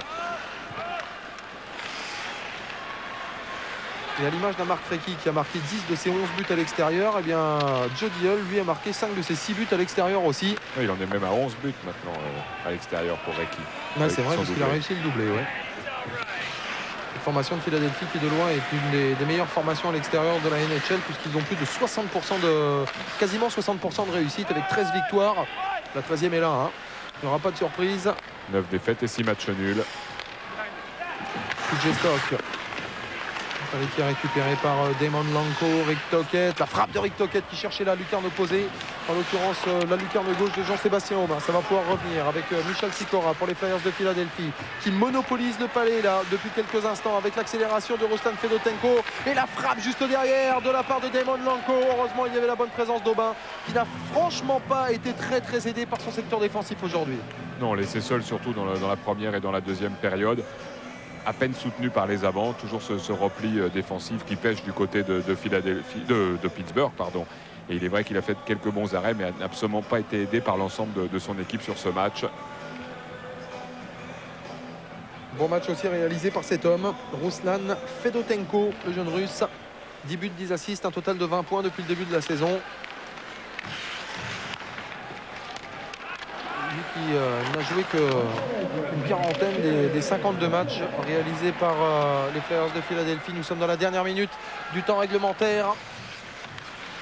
Et bien évidemment, l'objectif pour les hommes de Bill Barber, c'est de conserver au maximum du temps ce palais dans la zone offensive pour enfoncer encore un peu plus une formation des Penguins de Pittsburgh qui certes va continuer de dominer dans la série des 5 matchs qui opposent ces deux formations dans la saison régulière, mais qui ne va plus mener que 2 victoires à 1. Maintenant, prochain match entre ces deux équipes le 7 février prochain. Et pour conclure, ça sera le 7 avril sur la glace de Philadelphie. Rick Tocchet. Et voilà, une place de l'autre côté avec Bob Bofner. Pour l'instant-là, les spectateurs sont d'ores et déjà en train de quitter la Mellon Arena de Pittsburgh, qui est en train de concéder allègrement sa 12e défaite de la saison à domicile. Ce palais qui a été dévié, qui passe de l'autre côté du plexi. L'occasion pour nous, Stéphane, de commencer à faire une première analyse. Et la première analyse, elle est là, à domicile pour les hommes d'Ivan Hlinka. 80 buts marqués, 84 d'encaissés. Le secteur défensif ne va pas, c'est une certitude. Ouais, on l'a vu surtout dans la première période où Pittsburgh a réussi Philadelphie a réussi à prendre l'avantage avec 3 buts marqués pour seulement le mieux en supériorité numérique. On a fait la différence dans cette première période. On a assuré dans la deuxième en remportant également sur le score de 2-0 pour une avance de 5-1 et jouait très bien la dernière. Sur le plan défensif, on a continué à jouer de la même façon. On a été beaucoup plus prudent offensivement. Peu de travail pour Aubin. Garder cet avantage de 4 buts et surtout ne pas en encaisser pour garder le moral de son gardien Cechmanek qui est aujourd'hui l'homme du match. Alors, fait majeur du côté des Flyers de Philadelphie qui remportent là leur 26e victoire de la saison. Fait majeur, ça a été une belle abnégation dans tous les sens du terme, avec beaucoup de présence physique, un minimum de pénalités encaissées et surtout beaucoup de réussite. 2 hommes avec un doublé, Keith Primeau et Mark Recchi. Et oui, le bon but de Hull qui a donné l'avantage de 2-1. Vous l'aviez dit, but marqué alors qu'on était en infériorité numérique. Et l'abnégation des joueurs, le très bon repli défensif et l'entraide et donner toujours le palais devant, toujours porté vers l'offensive et jouer simplement. Voilà, je vous rappelle cette victoire, la 13e victoire à l'extérieur de la saison, la 26e au total pour les Flyers de Philadelphie qui comptent maintenant dans cette conférence Est 4 points d'avance sur les Penguins de Pittsburgh. La victoire donc des hommes de Bill Barber, 5-1 face aux Penguins de Pittsburgh. Prochain rendez-vous de hockey sur l'antenne de Canal+.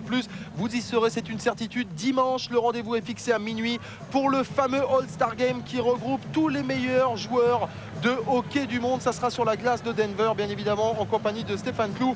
On va vous faire vivre ce grand moment de hockey. Merci à tous de nous avoir suivis alors que l'étoile du meilleur joueur du match est donnée à Roman Cechmanek. Logique, excellente suite de programme sur l'antenne de Canal+. Salut à tous.